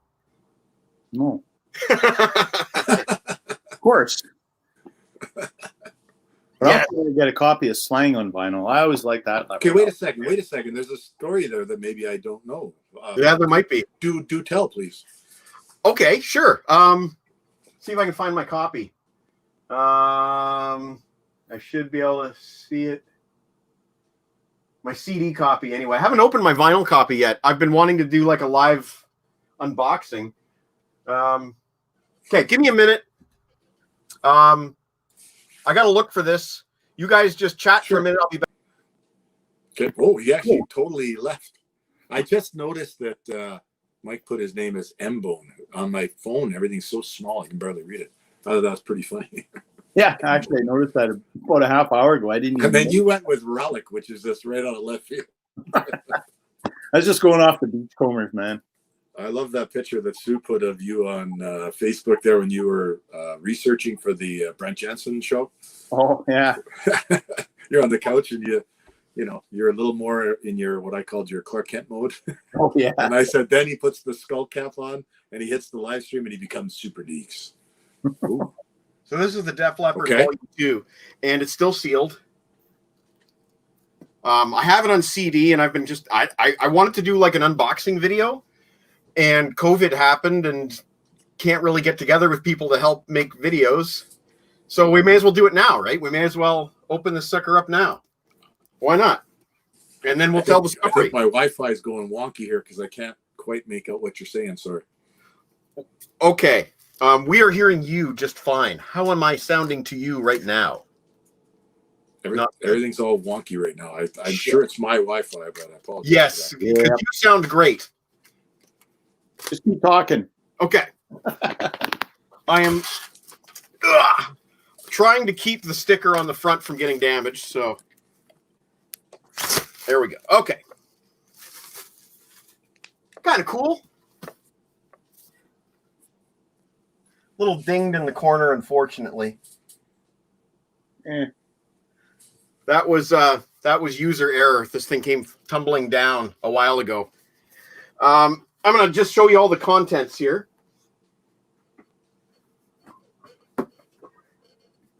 We'll get into the booklet last. But this is the volume 2 of the box set, so it has all the records after the ones that are in Deke's box set. Okay, good. Starting with everything's all wonky right now. I'm sorry to hear that, man. Yeah.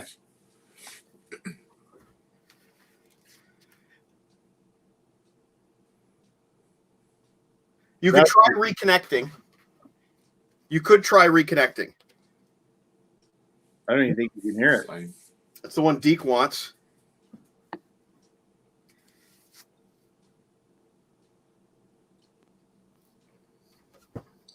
And then we have the 2 rarities.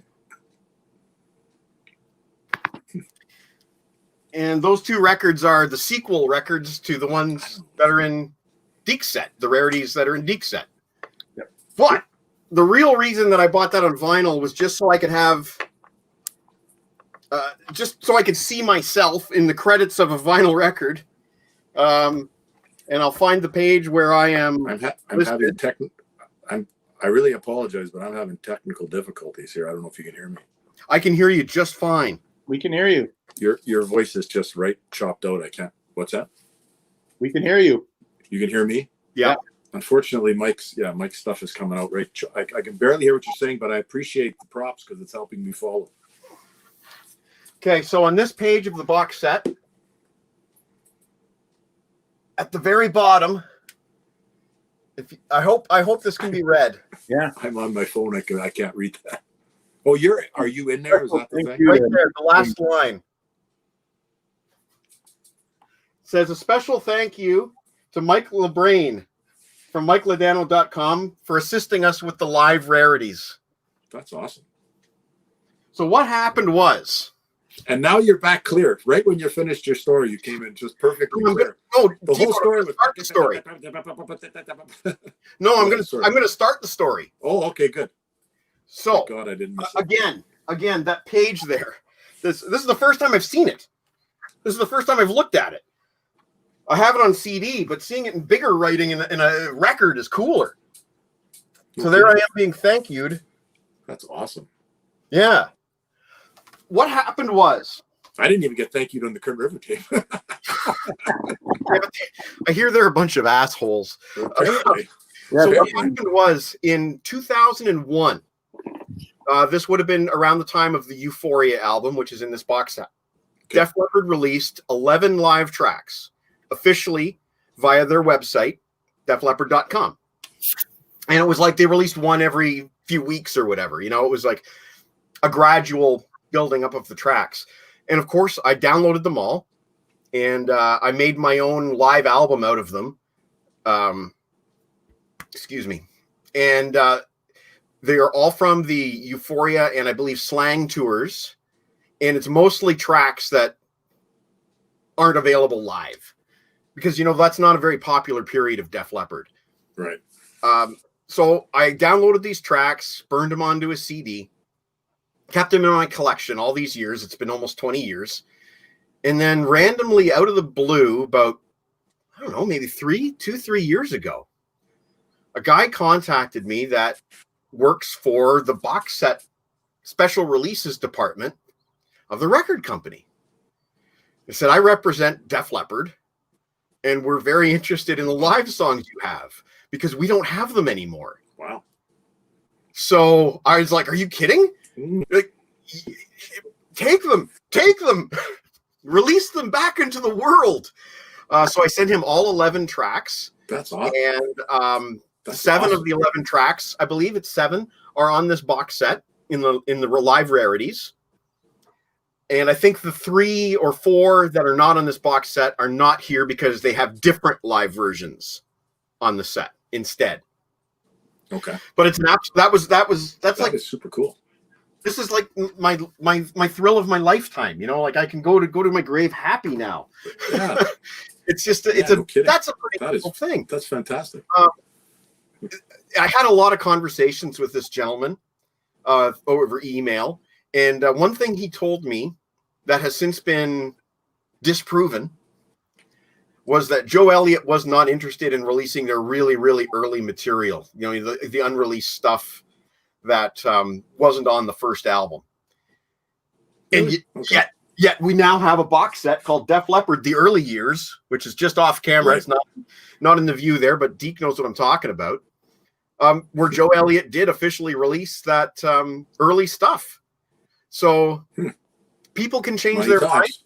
And this is encouraging that maybe, you know, some of these unreleased things that we've wanted to hear all these years, maybe some of these rock stars are going to start seeing dollar signs and release some of this stuff. Yep.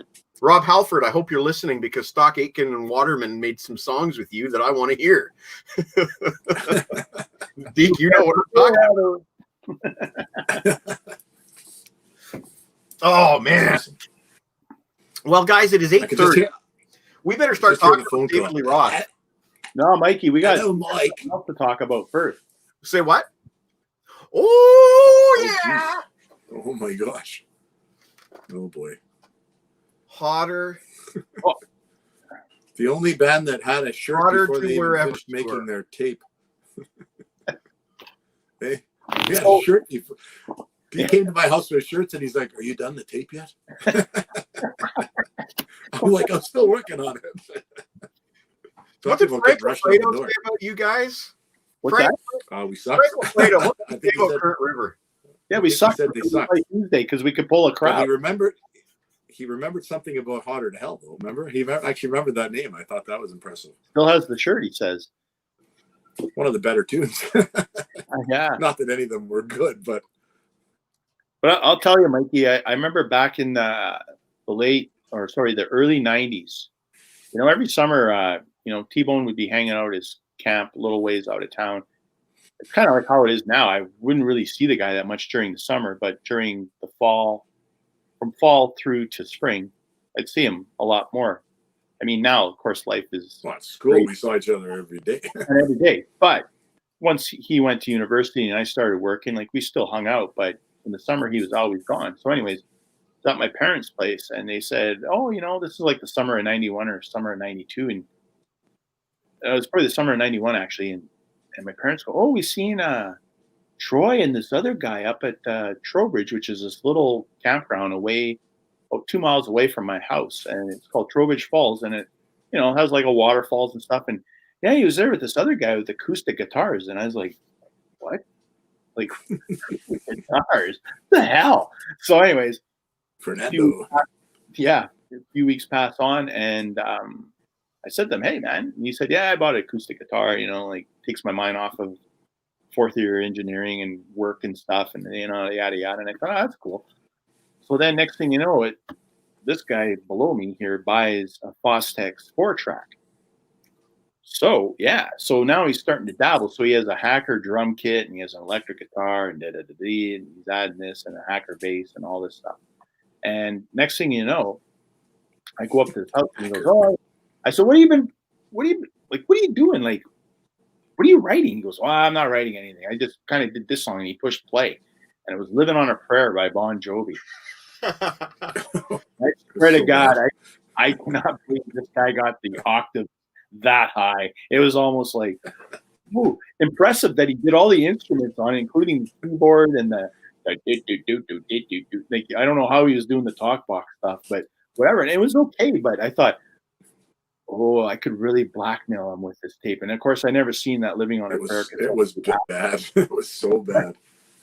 I wanted to burn him at his wedding with it, but I couldn't get a copy of it. But anyways, oh God. No. So then, I hide that under my bad English. Well, that's why I didn't find it. That's why I didn't find it. Then fast forward a few months later, we're New Year's Eve, 92, I think it is, going into 93. And we're partying with a bunch of other guys. And there's a lot of beer being consumed. And one of the guys was running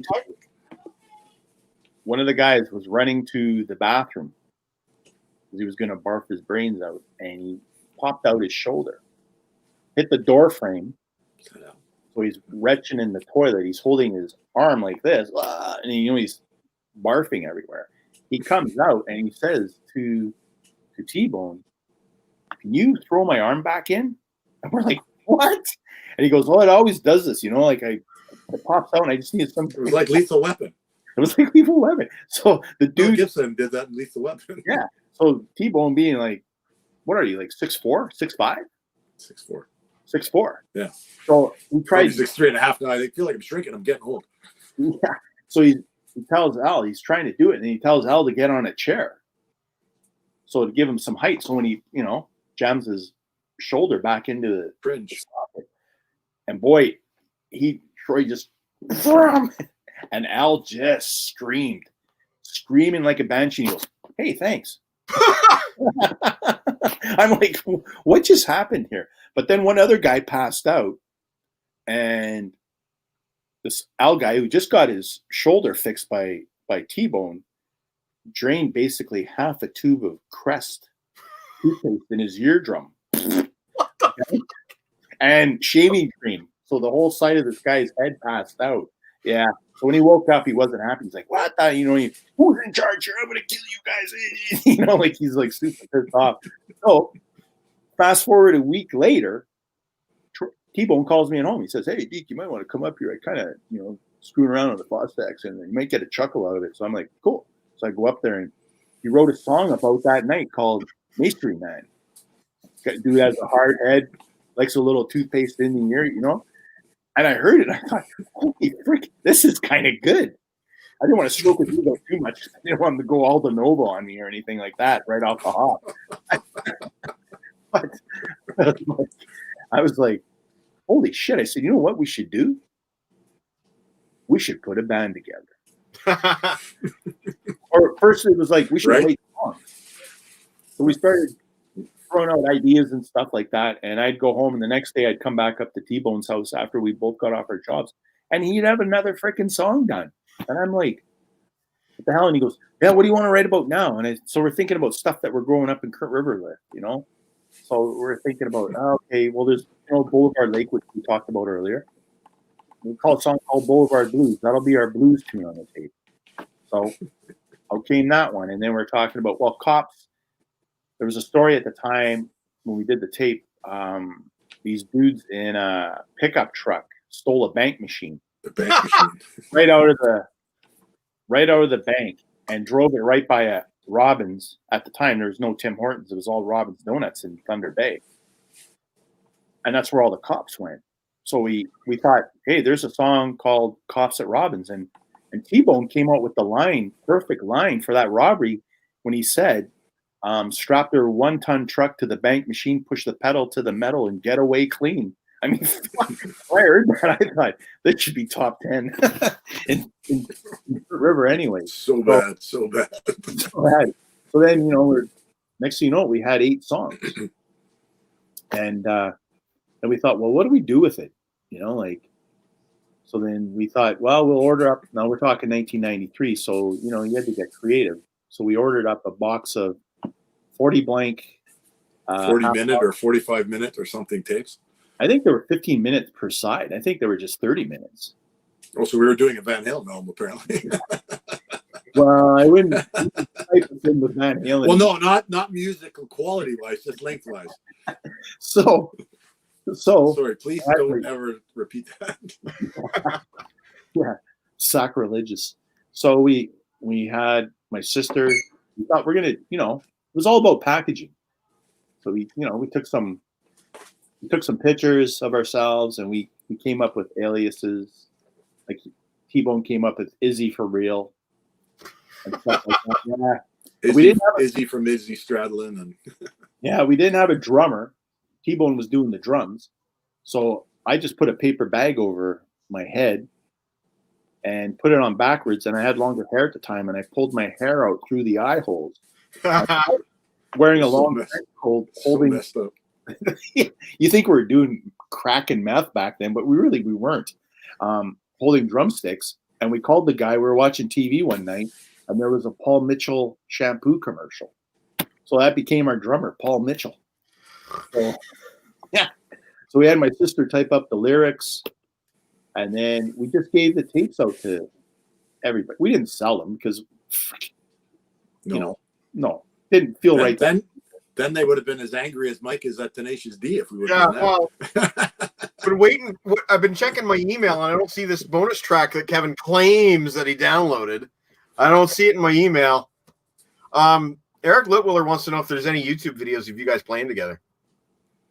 No, but T-Bone actually has done 2 videos from that album. Masonry Man, which is quite funny, and 5790, which is a tune that a lot of people thought we were writing about death, but it was actually about the year that our high school was open. Closed. The year it closed. Well, yeah, sorry. It opened in 57 and closed in 90. So then T-Bone called it 5790, and it's almost like an Irish jig tune. A lot of people actually dug it. It's not a very long lifespan for a school. No, they sold the school to the public school, and they split it in half, I think. Now Deke has gone. Deke is gone. Deke, we've lost you. Really? We've lost you. Oh wait, is he coming back? He's back. Okay, you've gone full T-Bone, Deke. Really? Am I gone now still? You're okay now. Okay. So then we got. I'm probably not even on the show anymore. I'm just sitting here talking to myself. Hey everybody, I'm T-Bone. He'll be here at 3 a.m. We'll be long. I was looking for a paper plate earlier, but we don't have any. So then after we get the tape out there, then we thought, well, we knew one guy who had an in at Croc. That was our Moose.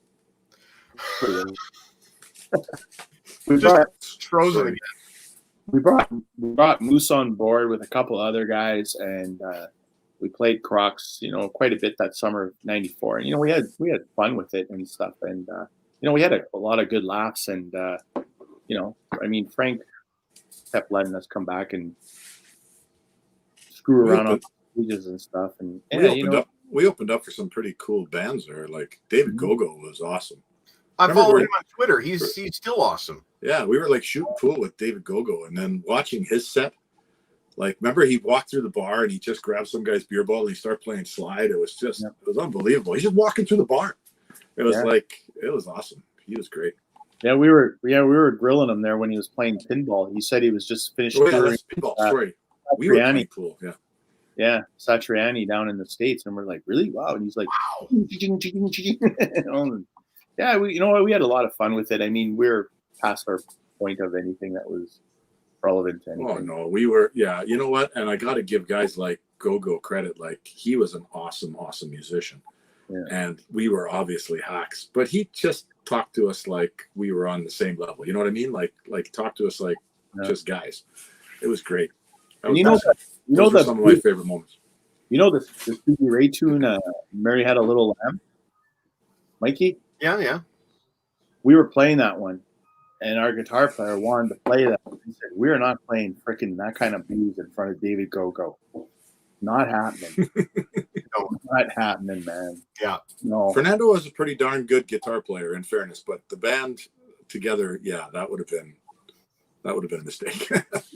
It's nice to hear, though. It's nice to hear that a guy like David Go-Go is a good guy in real life, because you want to like him. Yeah. Yeah. He sure was then. I mean, only met him once, but yeah, he was great. Yeah, he was good. I think I still got his debut. I still think his debut CD is the best out of the stuff I heard his. And I think he signed Mind Be Groovy, and I think once he found out T-Bone was a Montreal fan, he got loved Dave inside the CD booklet. I didn't trying to keep that under wraps, because I know your wife isn't a Montreal fan. I was watching the podcast when Montreal got eliminated from the playoffs tonight. She cheered in the other room, and I was going to say that I didn't realize this. Like I hope sorry. Do I have to hang up now? I don't know, man. Like, I'm trying to keep it quiet. Maybe don't fly your colors so loudly. I don't know. But that could be. Oh, geez. Oh, geez. Cornway. Just Carey Price over there. Oh, jeez. Sorry. Now the cat's out of the bag, I guess. Well, sorry. It's just I'm a forgiving guy, and I got no issue with it, but I'm not the boss. I'm not the boss of me. Neither am I. That's why I'm hiding in the basement of my own house. Hopefully she can't hear me. Well, guys, we should probably talk about this eventually. Sure. Oh, yeah. I did do a little bit of homework on that one. I listened to it 2.5 times tonight. Nice. I'll just start by talking a little bit about the background of the album, and then we're going to go through it track by track. Cool. I like it. But this is David Lee Roth's second solo album, third solo release, if you include his debut EP, Crazy from the Heat. It's his second collaboration with Steve Vai and Greg Bissonette, and some random bass player, I think, right? Common knowledge. We'll call him Rando. He will be left nameless for Deke's sake. We'll just say Rando if we need to. Pending litigation. Ironically, there's very little bass on this album. Very little bass on this album. I may or may not comment on that. But the first Roth solo album, Eat 'Em and Smile, very much pleased the Van Halen diehards, especially the Van Halen diehards that were having trouble adjusting to Sammy Hagar, because it was a rip-roaring, very traditional VH sounding album. For the most part, yes. This went completely in a different direction, very much a Steve Vai sounding album, in my opinion. Co-produced by Steve Vai. And Roth was quoted as saying that on the Skyscraper album, Steve Vai went on a little trip and Roth just decided to go along for the ride. But I think this album is better than Roth makes it sound, personally. There's a lot of programming on it.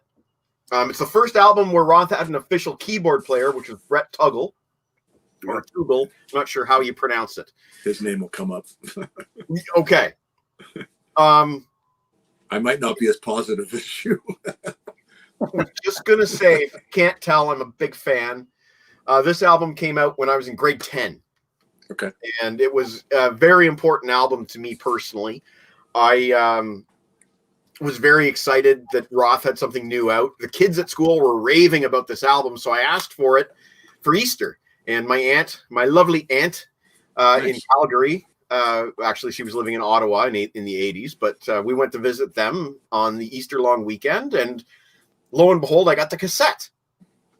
And I believe I wore out 2 copies on cassette before finally deciding it's time to get a CD. Wow. So that's how much I like Skyscraper. Okay. T-Bone. I have to scrap all my notes. No, let's hear it. Actually, I'm not totally hammering on it. In the 80s, but we went. Something weird just happened there. Is that Deke talking or somebody else? No, that was me. It was like an audio lag. It was weird. Oh, Okay, go ahead. Do you, Deke, you remember, like, this was highly anticipated by Deke and I. Like, we went to was it A&A? Yeah, we went there like many days in a row when it was supposed to be out, because you'd find in the magazines, whatever, because we didn't have the internet and shit back then, right? Right. So Deke would be reading in the magazines months in advance. It's supposed to be out at this time, so we'd go. But in Thunder Bay, everything came out a month or 3 weeks or whatever behind everywhere else in the world. And we'd be going down to A&A Records down at our mall at Inner City, and nope, not in yet. Like, we were like just chomping at the bit for this record. And when it finally came out, and then at the cover, he's rock climbing, and we knew Dave was kind of an adventure guy, so we were like, oh, we just can't wait to hear this record. And at first, I mean, it was new product from an ex-Van Halen guy. I'm a huge Van Halen fan, if that's not already understood. But yeah, so I mean, it was highly anticipated. But anyway, that's I guess where I come from when I look at this record. So coming from the Van Halen perspective, you were taken aback a little bit by the keyboards and the programming? Well, not the keyboards as much as the programming. Like, one of the lines I've said to myself a few times is, who let the stoned guy with ADD into the effects room? Like falling. Like, how many times, and piecing together vocal tracks that like sing 3 lines, right, and then fade into the next 3 lines, and then fade in. Like, it sounds cool in spots, but it almost gets annoying after a while. Dude, this is exactly what I wanted to talk about. You're talking about the title track Skyscraper. Okay. So, yes. and what you're talking about is the way the vocal lines kind of overlap. So Roth will sing a line. Yes. I can hear the sound. And then the next line, Up the North Star Calling, they almost overlap just a little bit. So he's not quite done singing the first line before the second line starts. But it's done on purpose. Like, they're not even trying to hide it. Yeah. Yeah. No, it's like a purposefully done effect. Yes. And of course, there's a lot of different vocal treatments done, like falling. Yeah. Ding! And like a B-52, And if it was one tune, that's okay. But even listen to Knucklebones. Like, you can, although it's not as pronounced as Skyscraper, it's there. It's 3 or 4 words overlapping. And I know from reading the Ted Templeman book that Dave they had to piece together his vocals, but Ted Templeman could make it sound like one shot through at least, right? Yeah. He didn't try to hide it. He just showed it off that I can only sing 3 words at a time or 4 words at a time. So that at first sounded really cool, but it was an effect that kind of dates this album to me. Right. And it wasn't a long lasting good thing. There's a lot of ear candy, as I would call it, on this record upon first listen. Ooh, wow. It just doesn't last for me. That's where I have, I guess, a bit of a problem. And I get that. It is a sound that is very much of its time. Now when you're talking about, when you're talking about when Roth was recording his vocals and they had to do it one line at a time, that's totally true. But the way they assembled it on this album, I think, was done intentionally as like an 80s art form, I agree. And that's, again, I think that's Vi. I think that he thought it would sound cool. And I think it Possibly. does. Yeah. You and I are not going to see eye to eye on this record. But I'm not. Don't get me wrong. I'm not coming from this, coming at this record from a position of hating it. I'm just listening to it now at 53 years old versus listening to it at how old was I? 21 at the time. 88. No, 88. That would have been 21, right? 21. Yeah. So we were just dying for, but it didn't have the staying power in my mind of Eat 'Em and Smile. Power, definitely not. It's a very thin sounding album. Yeah. Actually, I wanted to see if it was recorded digitally. Do you remember when CDs used to have the little DDD logo in the corner? It sure sounds like it was. If it was on tape, they somehow canceled out all the tape goodness. Yeah, I agree. I couldn't find the DDD logo anywhere in this package, but I have a feeling that it was digitally recorded. Well, if the plan is to go song by song, let's go song by song. Knucklebones. You can start there, Mike. I'm going to start just by, Sure. I got the CD in front of me, and I just noticed, interestingly, Knucklebones is written by Roth with Greg and Matt Bissonette. Greg's the drummer, but Matt wasn't even the bass player yet. He didn't jump on board until Rando. Okay. Yeah. Rando was fired. Yeah, I didn't pick up on that, but that's a good I just noticed it now. Hey, that's common knowledge.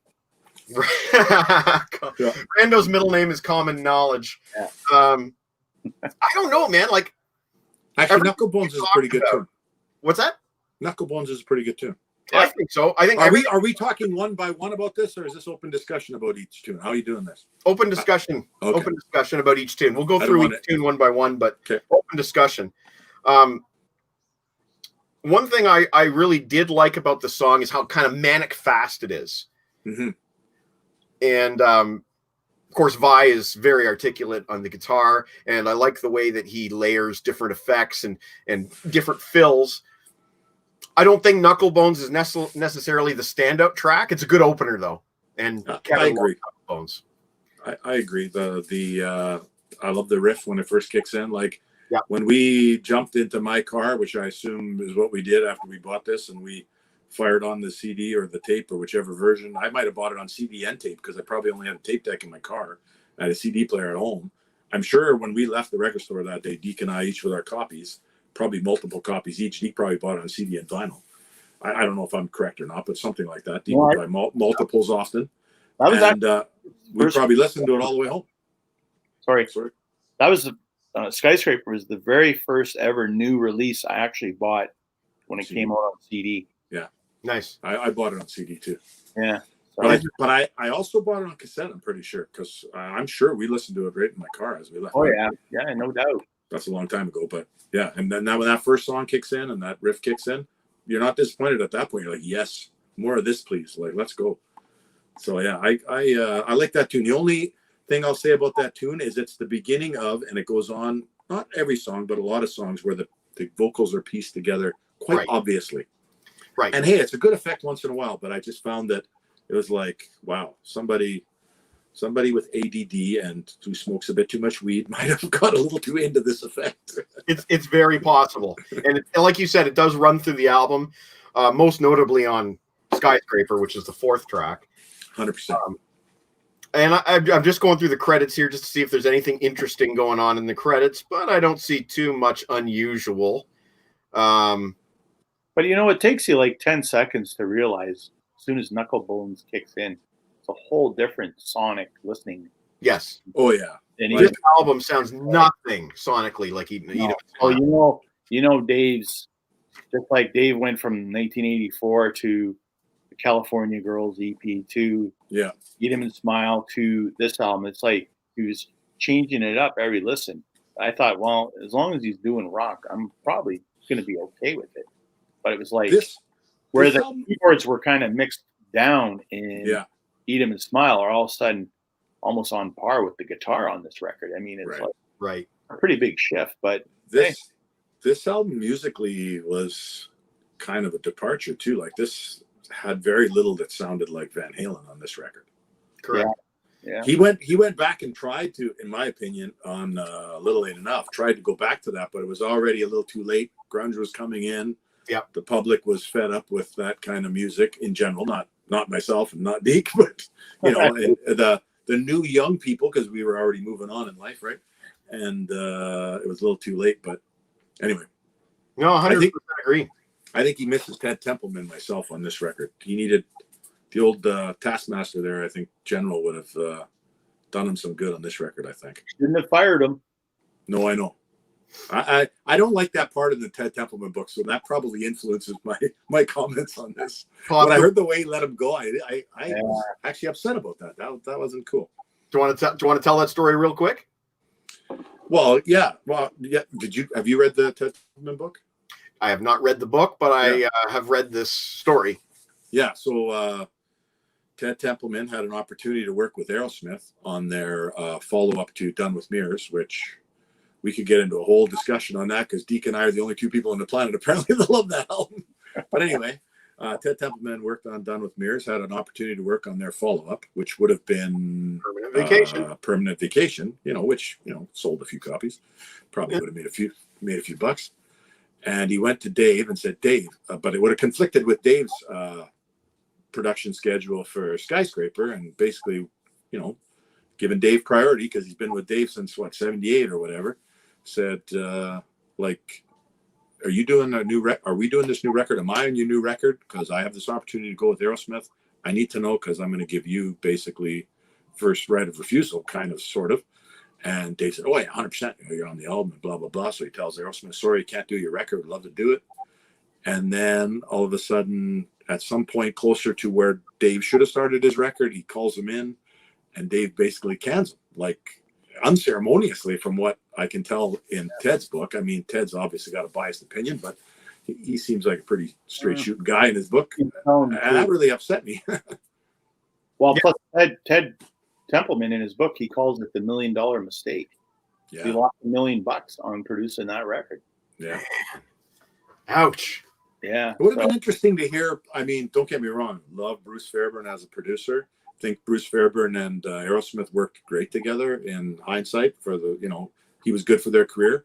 But what would Permanent Vacation have had? Permanent Vacation was pretty glossy. Would it have had just a bit more rawness with Ted Templeman? 100%. 100%. And that wouldn't have been a bad thing, in my opinion. I think what it comes down to with that is John David Clodner.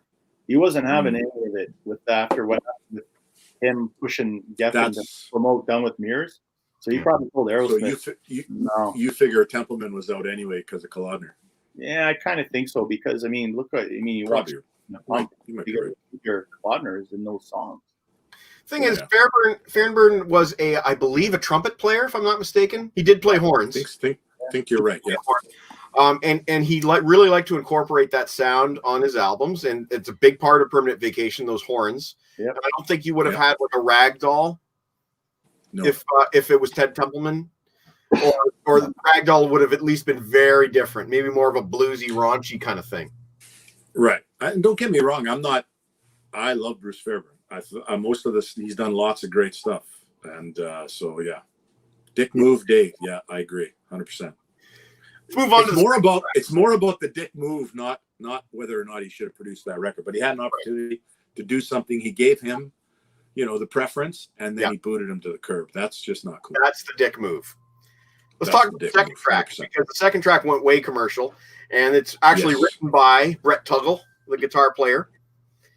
Rockin' Steady in her daddy's car. Yep.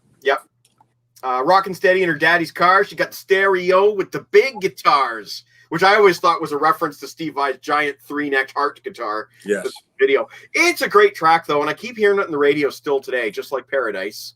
It is a good track, but I think Poison learned how to write every one of their songs from that track. Very possible. No, I mean, it's where I mentioned Ear Candy earlier. Like, this song is Ear Candy big time. It is a very glossy track. It could have used a bit more. Like, I think that tune would be a better tune, produced a bit more Ted Templeman-ish. Sure. Again, I'm not saying he's the best producer ever, but he seemed to know what worked for Dave. And that might be the first time that Dave used the phrase 1-800. Like, he loves to throw out that one. How many times has Dave used that phrase? It showed up on different kind of A Little Late Enough. It's been in Little Late Enough. Like, oh my God, it's in so many tunes. Like, come on, dude. I think he used it on Different Kind of Truth as well. He did. 100% he did. Yeah, what is he saying on this one? He talks so fast it's hard to tell what he's saying. I can't remember. I And just heard the 1-800 and I just jotted it down as like, what? He used it way back then too? Holy crap, he's used that a lot. And then 3 years later, Sammy said 976 spank. Spank line. Yeah. And just once more, if you do like T-Bone's voice, you can always call him up at 1-800 T-Bone, Kevin. That was you who wanted that. Yeah. So there you go. 976 T-Bone. Right. Standard phone and text message rate supply. I don't know if I really have anything. All money goes to Deke, because Deke's got to really have anything else buying records for that record collection back there. Deke, the thing got to get paid. The thing is, well played. Just like Paradise, is I do like Steve Vai's solo in it. It just kind of is good. Through. Without him going, like, it's just the like song from from a written structure point of view, I think is a really good song. It's just so glossy. It's just almost icky, it's almost icky sweet glossy, but it's a good song. Talking about Vi and solo, you know, the way they kind of piece together Roth's vocals line by line is kind of similar to the way Vi's solo on Just Like Paradise is. And then you've got an answering middly, middly, middly, middly, middly, you know, and he kind of answers himself, and it's kind of constructed line by line. And well, you can really hear the Vi influence throughout the whole production when you realize that. But Deke's right. That's a great guitar solo that Vi put together. And then at the end, the hard guitar, the it's great. Oh, it makes me want to throw it on right now after that, Mike. It's pretty terrible, but I don't know. I don't have anything else to say about Just Like Paradise. They went back to a rocker on the third track, Bottom Line, which is the first co-write with Vi.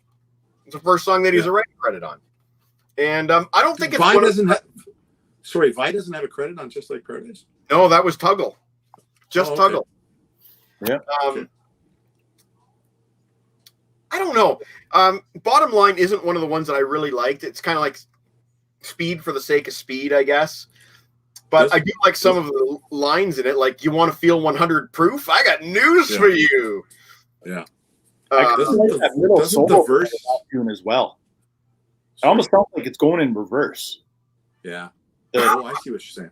When all the instruments are kind of like, you know, whatever the sonic was, it almost sounds like it's going backwards. I thought that was kind of a neat little move. I mean, I guess that was as close as old school Van Halen Dave was going to get with that kind of boogie rock, you know, like the double bass and da-da-da-da. But the verses being polished, you know. The verses in that song sound like Radar Love on a bit of acid there. Like, listen to, there's a Radar Love thing going on in that song. Yeah, you're right.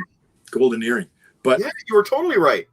But that's not necessarily a bad thing. I feel like that's one of the things in listening to this more today than listening to it back then. Like, I feel like Dave was like we talked about in our 5 throwaway albums, or I talked about in my 5 throwaway albums, bands that were chasing something kind of that they weren't or whatever.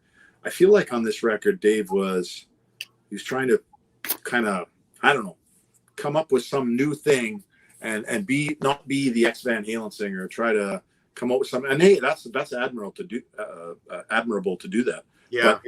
But, at the same time, I feel like it kind of fell flat in spots here. But anyway, I don't hate Bottom Line, but I don't love Bottom Line.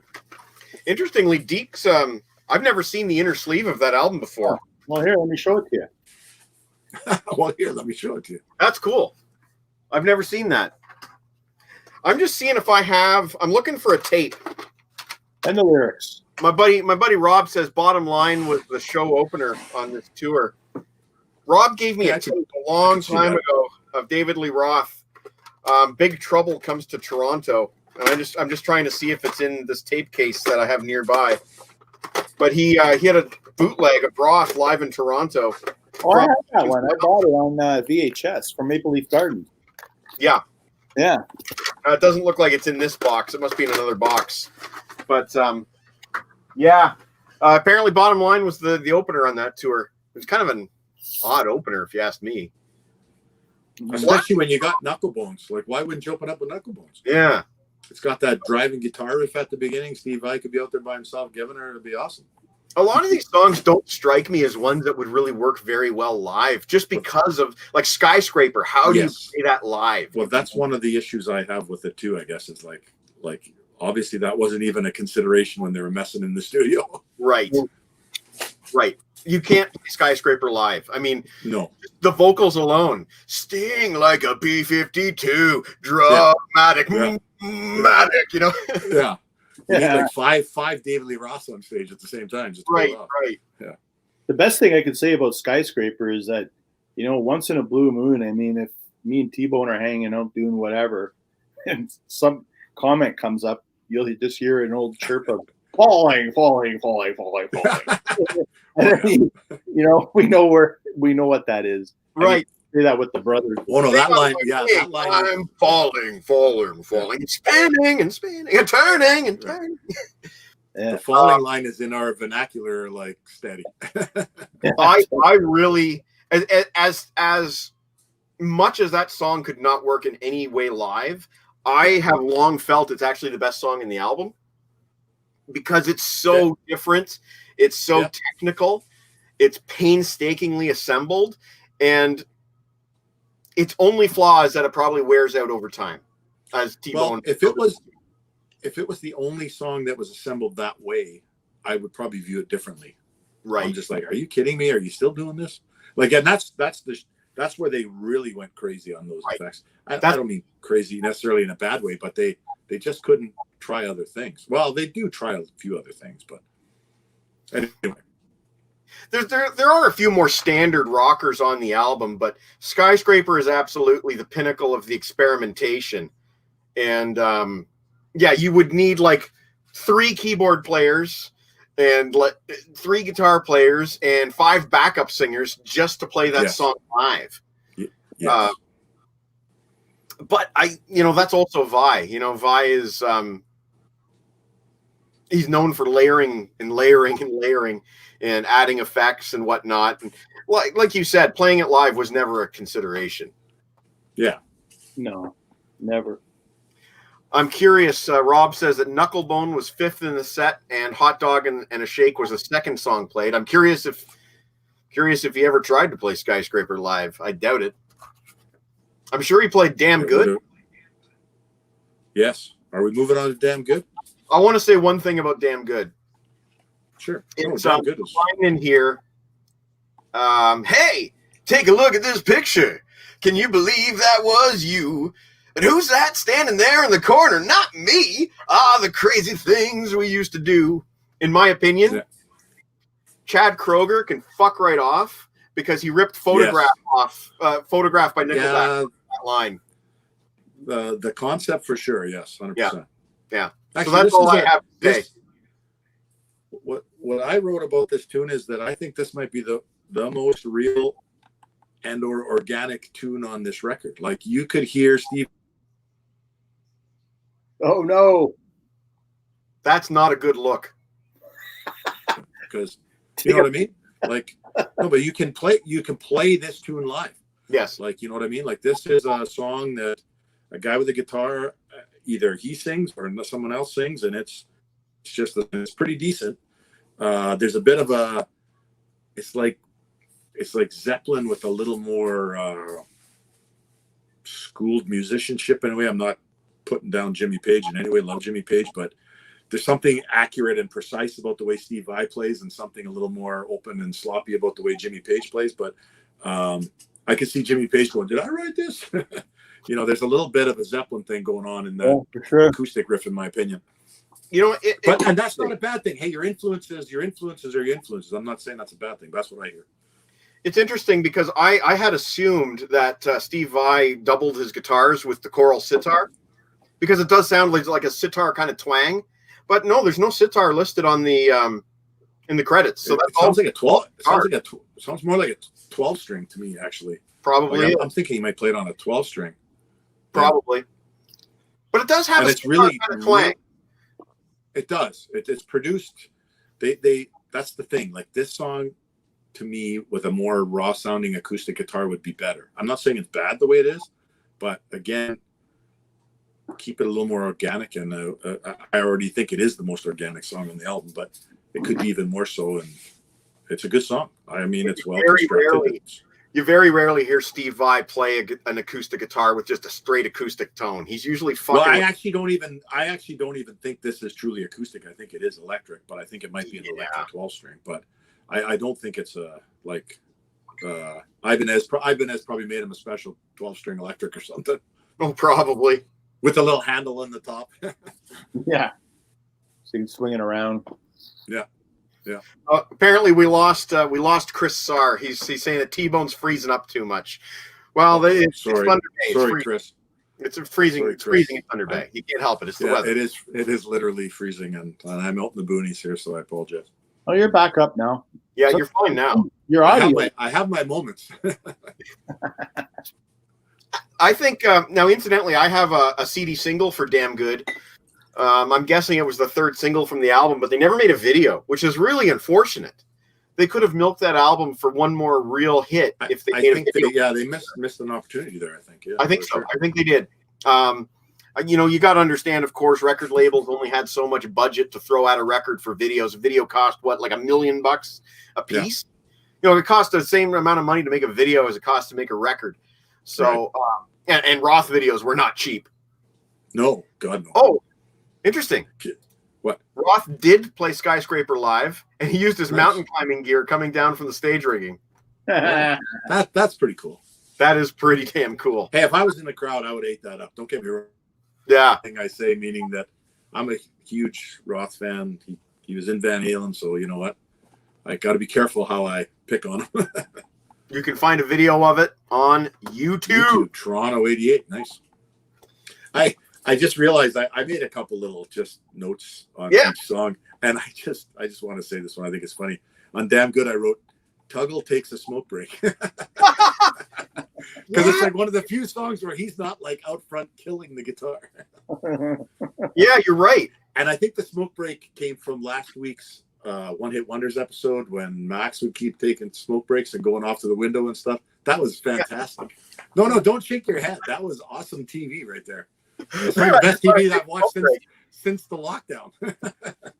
I'm glad you enjoyed it, because I was sitting here like feeling like the train had really gone off the track and we were it was great. Brick wall. Max could totally be from Kern River. I'll tell you that right now, and that's a compliment coming from Deke and I anyway. But from me, I think we grew up with a few Maxes. I think so. We want to get Max back on the show. Oh, you should. That was awesome. Uh-oh. What? He's watching. Awesome. That's awesome. Hey, Maxie. Hey, Max, if you take a look in the back, you can see my Twisted Sister guitar picks. That's great. That was action packed. It was great. I couldn't peel myself away. I'm so glad. I couldn't even get a second beer, although Max somehow managed to get a second beer. And remain on camera the whole time. It was awesome. I don't know how he did that. He's fantastic. Are you guys ready to flip this record over? Yes. Okay, the first track on side 2 is Hot Dog and a Shake. Yeah. Again, not my favorite song, but I love some of the lyrics. My favorite lyric is Give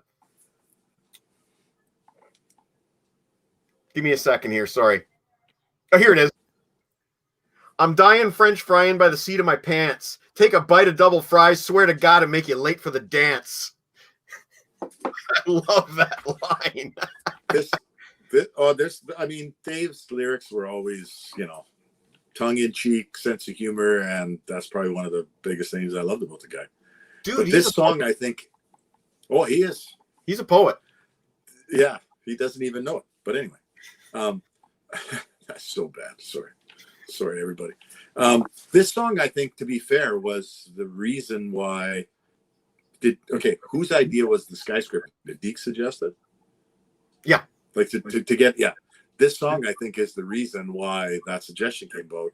Deke and I were FaceTiming a few days before this whole concept came about. And I gave him my little take on this song, and he was like, "Oh, you gotta save that for a live stream. That would be great." I started listening to Hot Dog and like a super sweet candy for the first time. You taste it, and the first taste, you're like, "Wow, that's pretty good."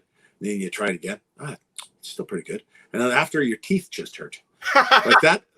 That is Hot Dog and a Shake. The first run through in that song was like, it happened so fast, and all those lines like you're talking about, Mike, like they're all these cool lines. And then after a while, it's just like, oh my God, that's so overproduced, glossy, icky, sweet. My God, my teeth hurt. And he says, okay, how many food commercial cliches does he have in there? He has silly rabbit, snap, crackle, pop, double fries. Like, is Dave high? He has the munchies when he writes this song. Like, what's going on? Just like any bowl of cherries, when your cream is rising to the top, yes. Your real bottom line is when your spine snap, crackle, and pop, pal. Yeah. But he was classic for that stuff, though. I mean, that's Dave. Oh yeah, like he would take a cliche and he would like somehow multiply it by 10 and turn it into something cool. And make it his own. And see, all of a sudden he was Rice Krispies. Like, what happened? That's probably where he hit the skids a bit in the 90s, because in the 80s when he was writing like that, we're all lapping it up. But by the early 90s, he was still writing like that, but the masses kind of moved on. And he's like, hey, I'm writing my Hammerhead Shark here. Hello? The Just the Gigolo video in 1991 would have fell on deaf ears. Yeah, afraid so. But in 1985, it was like, oh, wow. And Much Music was brand new still. And it was like, wow, well, this is awesome. Yeah. A couple of valid comments here. Damn Good was played once in 88. Only once? On it. That's disappointing. Yeah. And I agree with this. DLR went full Weird Al on Hot Dog and a Shake. Now, what he means by that is that Weird Al's obsessed with food. Weird Al is obsessed with food. No, 100%. But this almost has a parody-like quality to this song in a way, almost. Kind of. And that's what Weird Al did, right? Like, I mean, Dave wrote an original tune, but he treated it like a parody. And he was hungry, apparently, when he wrote it. Apparently. If this offers any kind of insight into David Lee Roth's thinking, I do know he said many times, you can go out to a restaurant and order a beautiful meal, $100 steak or whatever, but more people are going to buy a burger at McDonald's. Yeah, 100%. And I think that this is sort of ties into that, Hot Dog and a Shake. That's the McDonald's. Yeah. That's the mass appeal. That's the thing everybody eats. Yeah. I think that's what he's talking about there. There's no Grey Poupon going on here. He's just talking about the bottom line is the masses. And it's funny that you mentioned bottom line there, but I think this album is like a fast food album. This is like, in a way, you know what I mean? Don't get me wrong. I don't think it came out fast, but it's like, it's almost geared towards that. I don't know, like that's a weird concept, but as you're saying that, that's how I feel about this record in a way. It's like bam, bam, bam. I'm going to give you all these effects. I'm going to give you all this stuff. It's almost like you're only going to hear this once and then you're going to go, but it wasn't meant to last. I don't think it was done on purpose, but it just, I don't know. That's a really good metaphor though. Like if you were writing Rob here is a philosopher. If you were writing philosophy in David Lee Roth, you'd have a valid point, I think. Mm-hmm. Rob actually brought up a good point about the next song, Stand Up. Yeah. Very cheap video, very little footage of Greg and Matt, which undermined the band unity presented in Eat 'Em and Smile. And I agree 110%. I'd never liked Stand Up as a song or a video for that matter. There was no bass on that thing, I don't think. Correct. I was going to say, my one comment I wrote down for Stand Up is, if you listen carefully, you can hear Billy Sheehan calling up Paul Gilbert to see if he's got any band opportunities coming out. Because, and then you hear the door slam, screw you. And you know what? I don't think it's the only song with no bass. There might be... No, okay. But it's the most... synth bass added. But this one here... It's the most obvious one, though, I think. Brett Tuggle did keyboards and computer programming. There's another programmer involved. So all you get for bass is that don't. Yes. Don't. And it's completely a synthetic sounding tune. Yeah. Very little guitar. I mean, what guitar is there is kind of cool sounding. That it's funky. It is, but it's not my kind of tune. It never was. That song, I think that song just to me is what's wrong with this record more than anything. Is that song? In my opinion, I was shocked when "Stand Up" was the single because I thought it was the weakest song in the album. It also had the weakest hook. "Stand Up." Yeah. The more you do it, the less you fall down. Dave's better than that in the lyric department. Correct. Seriously, correct. He's way better than that. Correct. Yeah. Cocaine's a hell of a drug. Sorry? Cocaine's a hell of a drug. Yeah. Back to Hot Dog and a Shake. He likes it better than Up for Breakfast by Van Halen, but I think that's a low bar. And yes, it's sexual innuendos. Absolutely, it's sexual innuendos, but with food, which that's a very pursuit of happiness thing. Yeah. Sexual innuendo fair enough. is very pursuit of happiness. Yeah.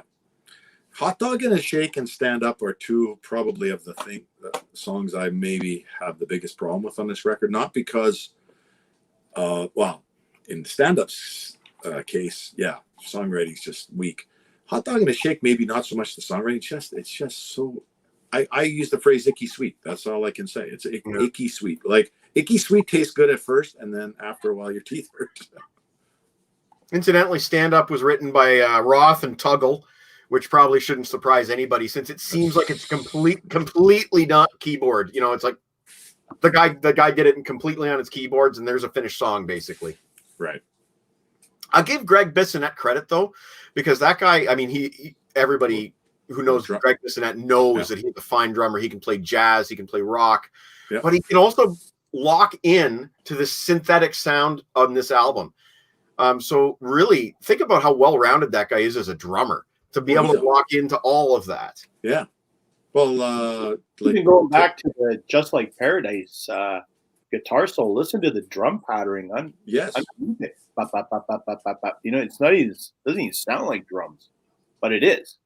You know, it's Ted Templeman gives him major props when he talks about, you know, bringing him into Dave's band. Like he just talks about him like a true professional, like, you know, a pleasure to work with. And so, got nothing bad to say about him. Also with Roth, he needed band members that were going to be very visual on stage. And Bissonette is that. He really, much like Eric Carr, very, very good at making a visual show behind the kit. And of course, he had Vi up there fucking throwing his guitar every which way. And the random bass player is of course also very well known for putting on a great show with his instrument. Yeah. Oh, yeah. It's like I'm tickling my own armpit there. Well, that's part of the problem is that he's wasting a really good like guitar player, bass player here in some of these songs, like Stand Up. Like seriously, like why would you have those guys? Yeah. Ironically, it was the guitar player that produced the album. But in a way, that shows a real serious lack of ego on Steve Vai that he was. This is not a guitar heavy album compared to Eat 'Em and Smile. No, if you were to guess, maybe you'd assume the guitar heavy album is the one that Vi produced, but he didn't. Yes, he produced this, and I think that shows that Vi doesn't have the ego problems that you'd get with other guitar players of the same caliber, and it shows that he's really capable of playing for the album, playing for the direction of the album. Yeah, so I agree with that. Yeah. Max the Axe had a chance to talk to Mo Berg at the RPM Club in Toronto. That's kind of cool. Cool. Nice. And that looks like a nice cutaway there, T-Bone. I'm not sure. Cutaway. Not sure what that means. Oh, he must be talking about my favorite plate. Maybe. There you go. I think he's talking about your guitar. What's that? I think he's talking about guitar. Oh, right. That's actually a custom made acoustic guitar. Yeah, my wife had these for me. Yeah. It's very nice. Thank you, Max. Put a hole in it. What's that? I got nothing else to say about this. Put a hole in the guitar. Look at it.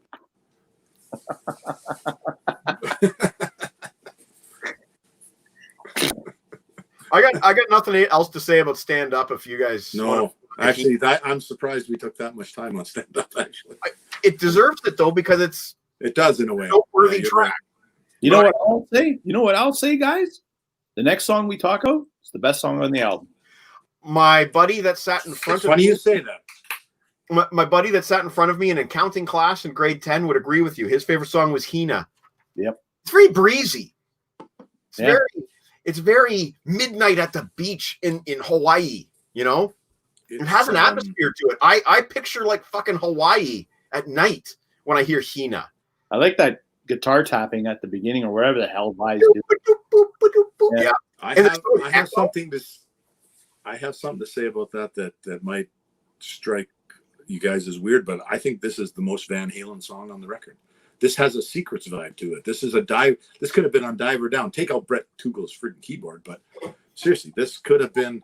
Listen to this song. Listen to Secrets. Listen to this song. Like, I'm not saying it's the same song. It's not. It just has that vibe to it, and his lyrics. These are some of the most Van Halen lyrics, in my opinion. Again, just my opinion, only me. On the record, like he's being. This is Dave being Dave, in my opinion. I agree. I like this song maybe for totally different reasons than you guys, but I like this song the most on this record. I think this is maybe Roth's most heartfelt lyric on the album. She'll love you when she's leaving, and she'll leave you if you stay. She says, "Don't tell me that you love me. You'll hate me for hearing it when I turn away." Yeah, I mean that could have been a Van Halen lyric. I mean, more than almost any lyric on this record. Yeah. But you know what? You mentioned something just a minute ago. You were comparing the song to Secrets. Only from a vibe point of view. Not saying it's not a ripoff in any way. I feel what. Oh, sorry. What's with This guy here told me that I need to ask you about playing Secrets. No, Secrets. It was Cathedral. What? Oh, it was Cathedral. Okay, good enough. Cathedral. Oh, we'll just quickly segue to Cathedral. This is awesome. I want to hear this story about Cathedral. So Deke and I are working on our Kurt River tape, and Deke is actually like lying on. We're in the basement of my house. I have a bedroom downstairs in the basement. He's over lying on my bed. I'm in the next room over, which is actually the furnace room in the house, which is where we recorded everything. Which why we did that, I don't know. Like, let's record in the room with the thing that fires up every once in a while and creates hissing noise in the background. That'll work really good.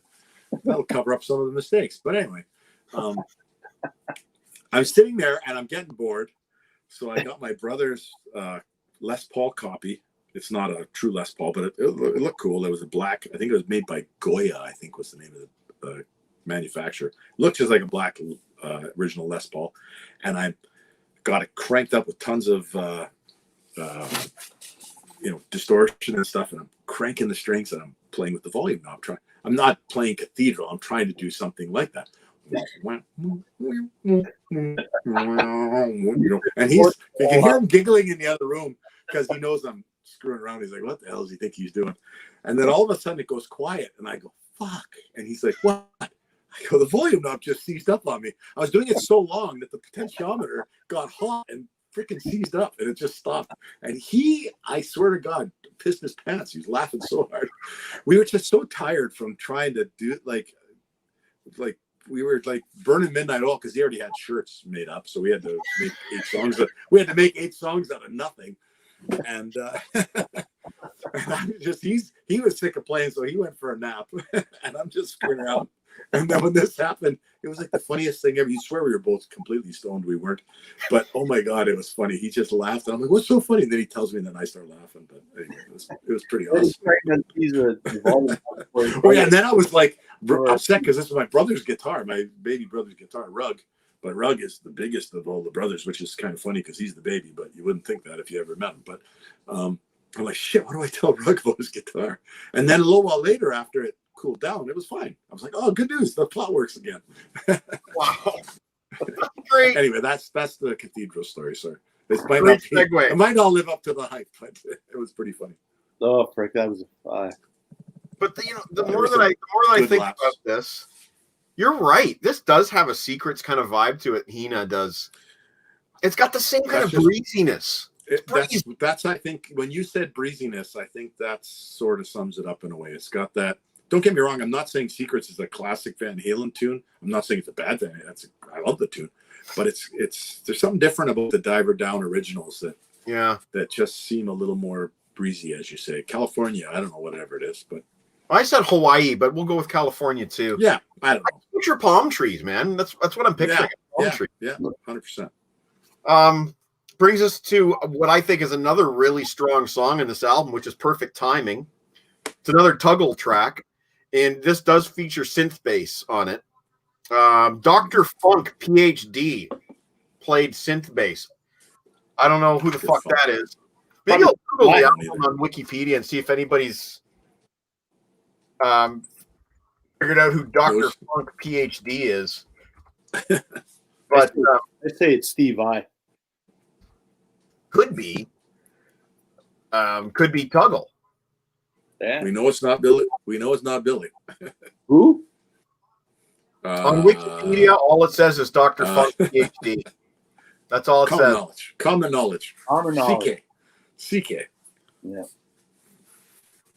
Yeah, nothing on Wikipedia about who Dr. Funk, PhD could be. Interesting. Okay, so we don't know, but this does have synth bass on it, and you can hear it a bit. In the part where he sings, I'm just looking for the line here. Oh, hang on, I'm on the wrong page. There we go. Well, I tried to send a message. Yeah, I tried the telephone, but I guess that I ain't lucky. All my cards say no one's home. You can really hear kind of like a donk, donk, donk, donk, donk. Really clunky synth bass. But I don't think it gets in the way of the song. I think it's a really strong rocker, good melody. I think it's better than some of the other tunes on the album. Like, personally, I think it's better than Hot Dog and a Shake or Bottom Line. That's my opinion. I like Perfect Timing. I think it's a great tune. It's got a great chorus. Yeah. I think it's a little dated sounding, but that's about all I can say negative about it. It's got that. It feels like it could have been in the montage of an 80s movie. But other than that, I mean, I like the tune. Here's something else interesting. Dr. Funk appears courtesy of John Barnes Pro Inc. So maybe Dr. Funk is actually this John Barnes fellow. Crazy. Didn't Paul Mitchell appear courtesy of some hair care products on the Perfect Timing. One of the things I also notice about Perfect Timing, obviously we talked about how the vocals are very layered on the whole album, but on Perfect Timing, you can really also hear how important the backing singers are.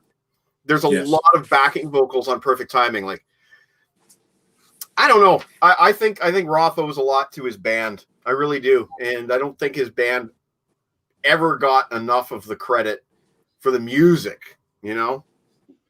I think Roth has always been such a flamboyant character that the band has always just faded into the background. Yeah. Very true. And I think that's what happened with the original Van Halen, I think, to a point. I mean, I'm not saying the Van Halen brothers didn't have anything to do with it, but his ego got pretty big. And hey, he probably had people talking in his ear too. It wasn't all Dave. Yep. But it's really sad that he couldn't stick it out with the Vi Common Knowledge Greg Bissonette band, because that was a great band. Well, what happened with Common Knowledge was that he and Roth had a bit of a falling out during the making of this album. And I remember seeing an interview with Common Knowledge in Hit Parader magazine where they were talking about this record. And he complained that the note police were telling him, you're playing too many notes. You're playing too many notes. So Common Knowledge kind of felt like he wasn't allowed to express himself on this album. And there's really only like one little bass solo on the album, which is on the final track.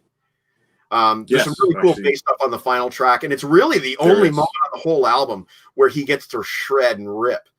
And it's only for a moment. I feel like they recorded that song first and then he took off. it might not be a bad guess. But Billy missed his opportunity with his solo album of For Unlawful Common Knowledge. Who? I said Billy. Oh, sorry. I have no idea what you're talking about. If an unnamed bass player released an album called For Unlawful Common Knowledge, who would that be? I think Deke should beat him to the punch. Release it himself. Yeah. Well, Deke was also a bass player. Ironically, Deke was also a bass player. If anybody's wondering why we're speaking so vaguely about the bass player, I'm not going to answer your question. It's out there. Your answer is out there. It's available to be found, but we're not going to dignify. If you are wondering, send me a private message and I'll answer your question. But otherwise, we're not going to dignify the gentleman with any naming of the gentleman. Yeah. So you guys are good friends. Well, you know what, Deke? You know, Mike. Oh, sorry. I was going to say, Deke. You know what? Say, Mike, how? What? Deke, it takes a lot of balls to just kind of go out there and say to a rock star, "Hey, do you mind doing an interview for my site?" It takes a lot of balls. So I give Deke a lot of credit for that. And 9 out of 10 times it did not blow up in his face. No. Sorry, T-Bone, what were you going to say? I was going to say earlier, you mentioned how nice it was to hear that David Gogo was actually a nice guy in real life. Yeah. That's the opposite, how disappointing it was to hear how a certain somebody was not such a great guy in real life. Or at That's least, my take on that. Well, at least not nice to my friend. No, exactly. He was pissy, but whatever. I mean, you know, I just Were you bugging about his bad English album or what? Yeah, fuck, I don't know. I forgave you for that. I thought I was giving him a compliment, but no, well, whatever. Harrison knows the bass player. Harrison follows. He understands. I have to check out Harrison's site. He's the Mad Metal Man on WordPress. Apparently, the bass player played on one of his songs of the week that Harrison posts with Jeff Scott Soto singing. I'm trying to think of what that might have been. So I got to go to the Mad Metal Man and check out which song that was. Oh, it's all good. You know what? That guy has a cajillion zillion fans, but you know, to me, it's like whatever. I mean, You know, sometimes you get a little sour after. Yeah. I don't want to name any names either, but there's a few rock star type people that I might have had interactions with, or maybe not, and it kind of sours me on how I feel when I listen to the album. If that person's kind of a dick. Yeah, you know, the only thing that really soured me on 100%. I just gave my copy Eat 'Em and Smile to T-Bone. That's all I did. It's a good album, though. It is a good album. I thought, you know what? It'll probably be a long time before I want to just hear it. So here, T, have it. And if I go to his house and he puts it on, I'm not gonna say, "Oh, don't fucking put it on." But it's just like, you know, that guy. I still got to do a review of that other band he was in as a 3-piece or whatever it was. Right. Harrison clarifies that the song with Rando and Jeff Scott Soto was a cover of Aces High. So go to the Mad Metal. No, don't be doing Steve Harris. No. But you know what, Deke? I've heard Maiden covers before with just ordinary bland bass players, and it doesn't work. And when I say that, I'm kind of talking. I got like a Paul Di'Anno solo album. And it's he does a lot of Maiden covers, and the bass is just you. Even when Bruce Dickinson covered Maiden in his solo group, they did the Trooper, and Chris Dale on bass. Great tune. I'm sorry, and that's nothing against the bass players, because they're really good bass players, but you cannot imitate Steve Harris. Nobody ever has. Nope. There's certain bassists that you cannot imitate him. Steve Harris is one. I'd say Geezer Butler is another one. I think he's very unique, and I don't think any bass player that Sabbath have ever had have nailed that Geezer Butler sound. No. That's a good point. Yeah, I throw Geddy Lee in there too for throwing out. Yeah. Rob has a Talus album. If anybody wants to buy it, I don't know what does Talus have to do with Roth. I don't know. I don't know. I'm just being a shithead. Aren't they that band from Buffalo that sold about 10 records? Ooh. Isn't that common knowledge that they only sold 10 records? I like Talus. I'll go on the record saying I like Talus. But, okay. I do need one more Talus album in my collection. I'm missing the first one, I believe, but I'm not in any rush anymore. Let's go to the last song, which is an album highlight. It's so different, and that is the horn-infested Two Fools a Minute. And I mean, lyrically and musically, this thing is off the wall. And I think one of my favorite things about the album is kind of how it, at the end, they kind of play with it a little bit, and instead of 2 fools a minute, it's 3 fools born a minute. And Roth was like, "Whoa! I didn't know I had company in here. 4 fools born a minute." You know, and they just play it. I gotta be home before the end of the record. I gotta be home before the end of the record. Yeah, and stuff like, "Hey, Stevie, are you gonna drive?" No, we can't let Billy drive. You know, I love it. It's so playful. The horns are fucking great.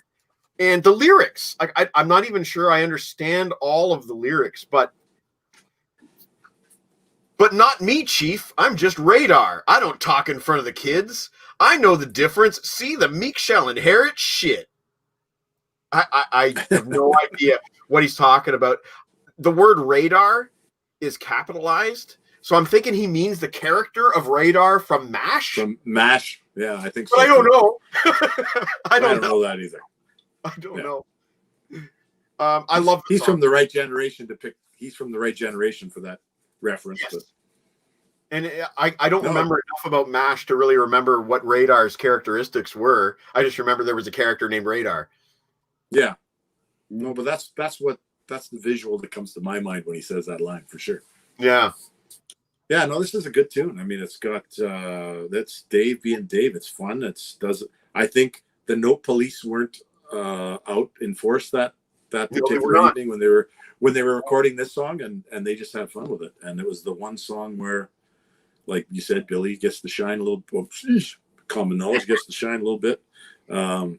Stevie gets to shine, and Dave gets to shine too. Quite frankly, because he gets to just go off on the lyrics. So yeah. No it's a lyrical Olympics.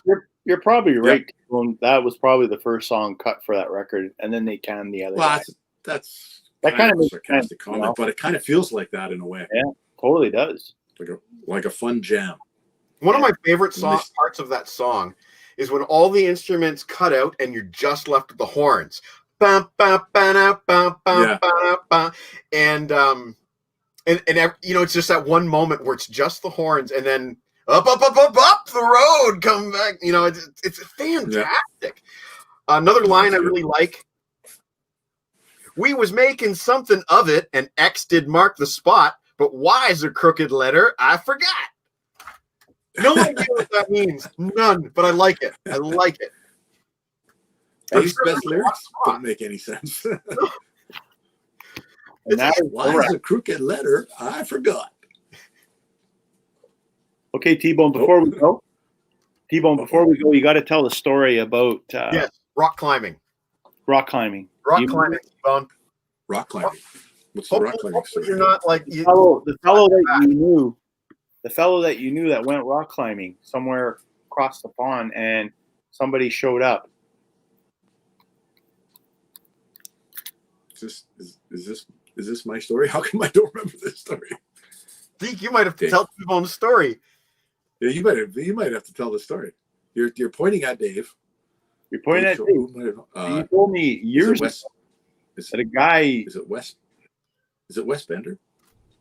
No. It was some guy you knew from school or something. Ended up on a mountain with Roth and his entourage. Okay, now that you say that sounds familiar. I can't remember who the hell it was. Because this guy was like you remember this story. It was better than I do. I remember you telling me that this guy was part of an entourage of people that were paid money to go climbing. But this guy that you knew through somebody else wasn't a huge music guy, but they noticed that, Roth showed up in all his flamboyant climbing gear. Do you know where I'm going with this? Yeah. You want to tell I do, but I don't honestly remember. No, please tell it. You seem to remember it better than me. But it's starting to ring a bell now. I just remember the guy. This is going way back. Yeah, it is way back. And I guess they all ended up on this big plateau overlooking all this mountain stuff. And this guy who's not a big music guy thought, go over and make small talk with Dave and mentioned something about, hey, it's quite an impressive view. And Roth came back with something like, once you've seen one view, you've seen them all kind of thing, right? Like just a typical Dave, get out of here line. Not impressed. I just thought it was so bizarre because I think it was around the timing of this, and I can't remember you telling me that story, and I'm like, that is like. I wish I could remember who that was now because that's bothering me. I could totally see it happening. Shit, that's bothering me. That was dud. I remember. I remember all that hype for nothing. Hit Parader had a feature at the time where various rock stars would watch various current music videos. And I wish I still had my Hit Parader collection, but they featured David Lee Roth's video for Just Like Paradise in the same set as Heaven Knows by Robert Plant. And whoever the rock star was that was critiquing the videos pointed out something interesting. It is harder to climb a sand dune like Plant does in the Heaven Knows video than it is to climb a mountain like Roth does in the Just Like Paradise video. So I'm not really sure what I'm trying to say about that, but if you're ever curious, it is harder to climb a sand dune than it is a mountain.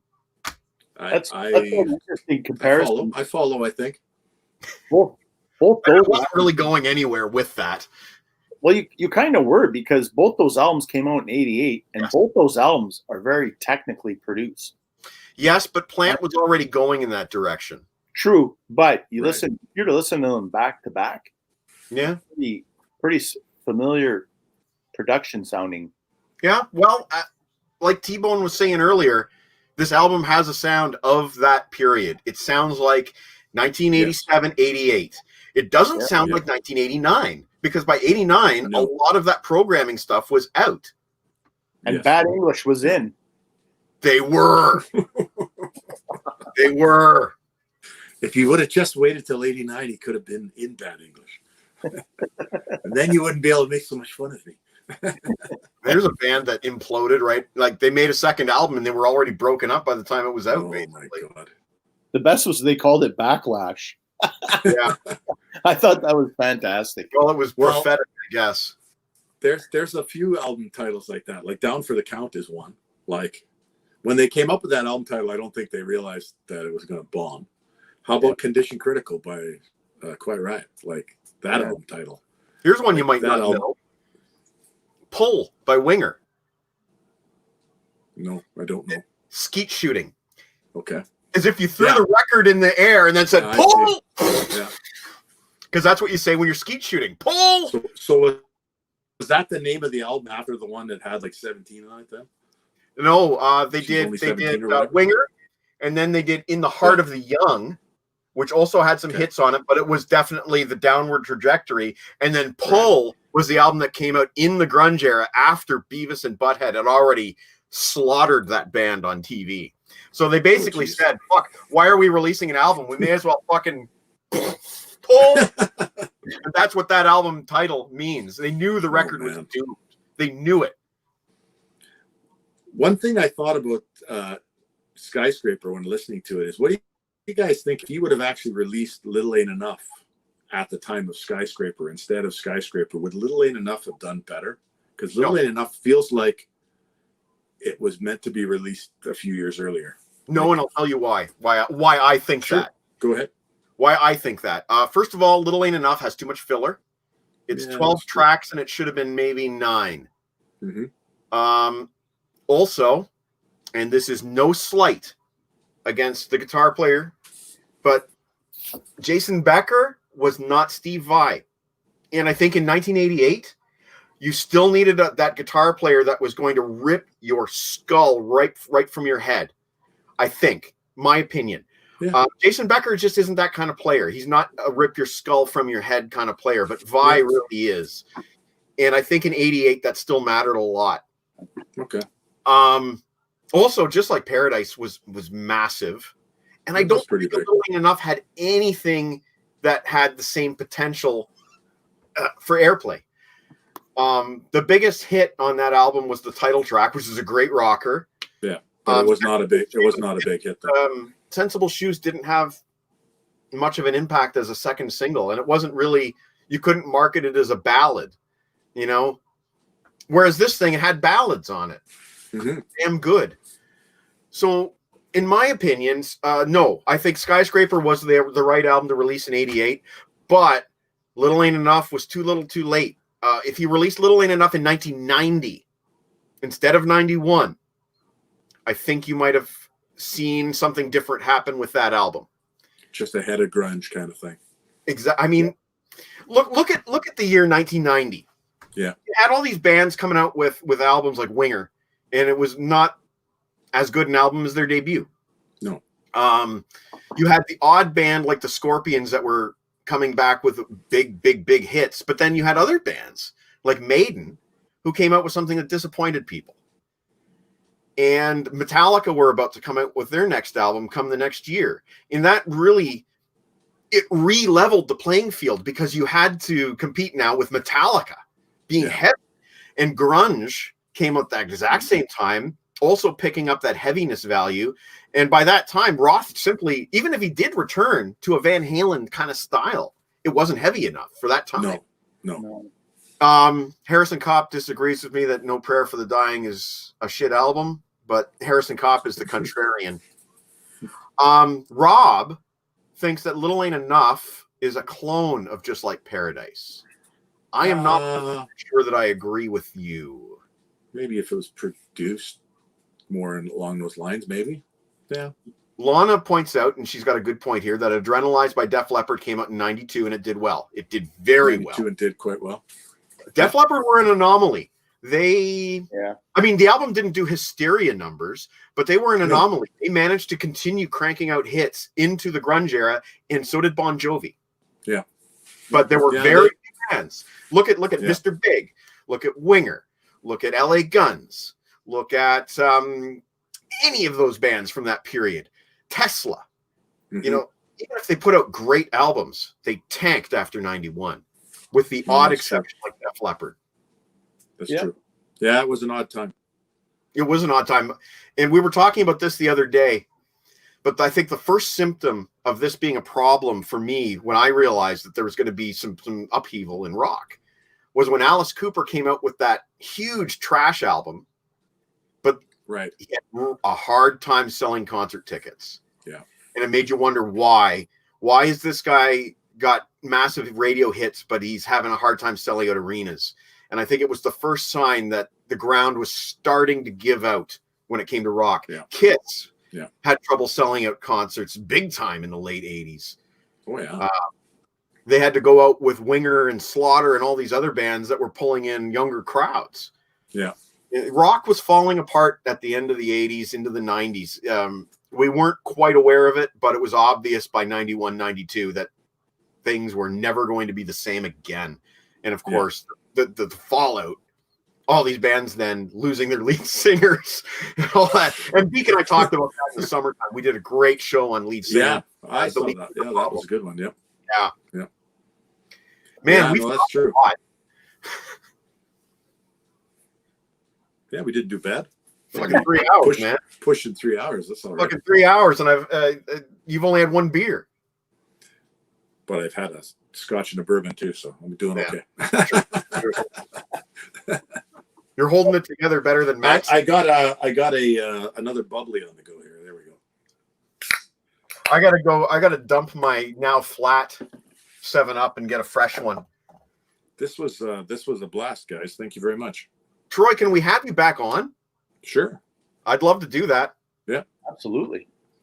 Give me a heads up as to what we want to chat about, or if you're doing some lists sometime. I'm not always around on Friday nights, but if I am, I would love to be part of it. This is great. I love watching it. I'm a big fan, by the way. To everybody that's been involved, you had a big group on there last week. You broke a record there, didn't you? Have like 9 or something at one point. Yeah, that was a record. And big fan of everybody on there. So yeah. Next week we've got Mr. Harrison Kopp all the way from Australia. We're going to be talking about Iron Maiden deep cuts, and Deke might be joining us for that one. We don't know 100% yet, but it's possible. And I'm hoping to get a few other lists in from a few other people. So we'll be doing Iron Maiden deep cuts next week. The week of the 18th is up in the air. So if you have any suggestions, let me know. Well, with the week of the 18th, we don't have a topic yet. So okay. We'll figure out something. We'll do something rock. Okay. That's for sure. Oh no, Deke, I thought we were going to do Milli Vanilli. Yeah. Okay. Wow. I could go on for hours. Thanks, Kevin, for the awesome compliment. Thank you, Lana. Thanks for sticking it out there, folks. And Kevin, you got it, man. Sticking it out. That's the problem. Thanks, Nirvana. All right, guys. Have a wonderful night. I'm going to go get a fresh beverage and get this video ready for posting tomorrow morning for those who didn't catch the... Yes. Do they even have 11 songs? Yeah, they do. You know wow, what? that would be painful trying to pick the top 11 bad English songs. Harrison Kopp has been the comment MVP this evening. Thank you, Harrison, for your fantastic comments tonight. You made us all laugh. And thank you, Troy. Thank you, Deke. Thank you, guys. And we're going to fucking do this again and rock some rolls. Fucking right. Let's do it. All right. Okay. Take care, guys. Thanks, guys. Ciao. Take care. but